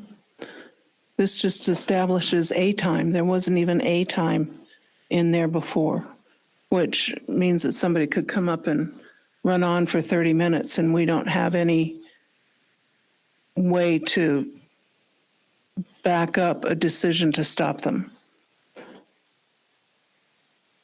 Yeah, no, I appreciate that. I think if we're looking for an opportunity for the public to engage with us or a group or whatever to give us information, 5 minutes doesn't allow for any kind of meaningful delivery of information. So I think 10 minutes, I think at a minimum would be required to deliver any kind of meaningful presentation. You can't really get into the meat of a whole lot of stuff in 5 minutes.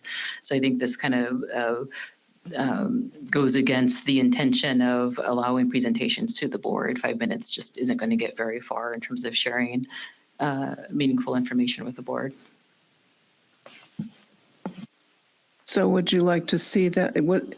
I guess I'm asking the board as a whole, would you prefer to see that 5 minutes move to 10 or 7 or? My recommendation would be at least 10 minutes.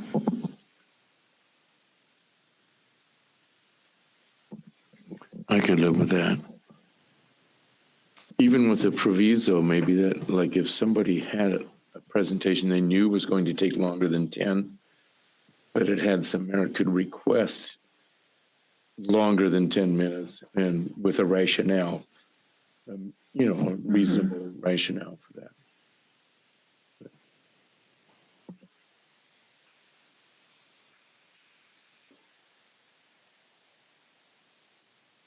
Well, shy of an amendment to the proposed language. Do you want to make an amendment? Just say. I would like to see the language for the length of time for something along that lines, the length of time changed from 5 to 10. That's a motion. I move to amend the policy before us to increase the presentation opportunities to 10 minutes.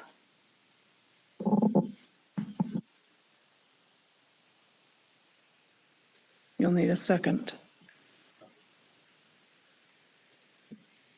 I'll second that. Okay, we have a motion to amend on the table. Is there discussion on the amendment? We'll vote on the amendment first, and then we'll vote on the approval of the policy. So at this point, a yes vote would be in favor of adjusting the time allotment from 5 minutes to 10 minutes on paragraph 5 and presenting to the board. So Barb, would you please call the roll on the amendment? Director Walker, Aye. Director Navarro Jr., No. Director Rice, No. Vice President Villanueva, Aye. President Beckett. Aye. Motion passes 3-2. That takes us back to our original modified, I shouldn't say original, I should say modified amended motion before us to approve policy 1400. Is there further discussion on that policy as amended? Hearing none. Barb, would you please call the roll? Director Walker, Aye. Director Navarro Jr., No. Director Rice, Aye. Vice President Villanueva, Aye. President Beckett. Aye. Motion passes 4-1. Thank you all. Do we have a need for executive session this evening? Not have a need for executive session. That takes us to the end of our agenda. We will see everybody, well, almost everybody, with the exception of Director Navarro, on the 13th for the retreat. And we look forward to seeing you at our next scheduled board meeting, Tuesday, January 21st. We are adjourned.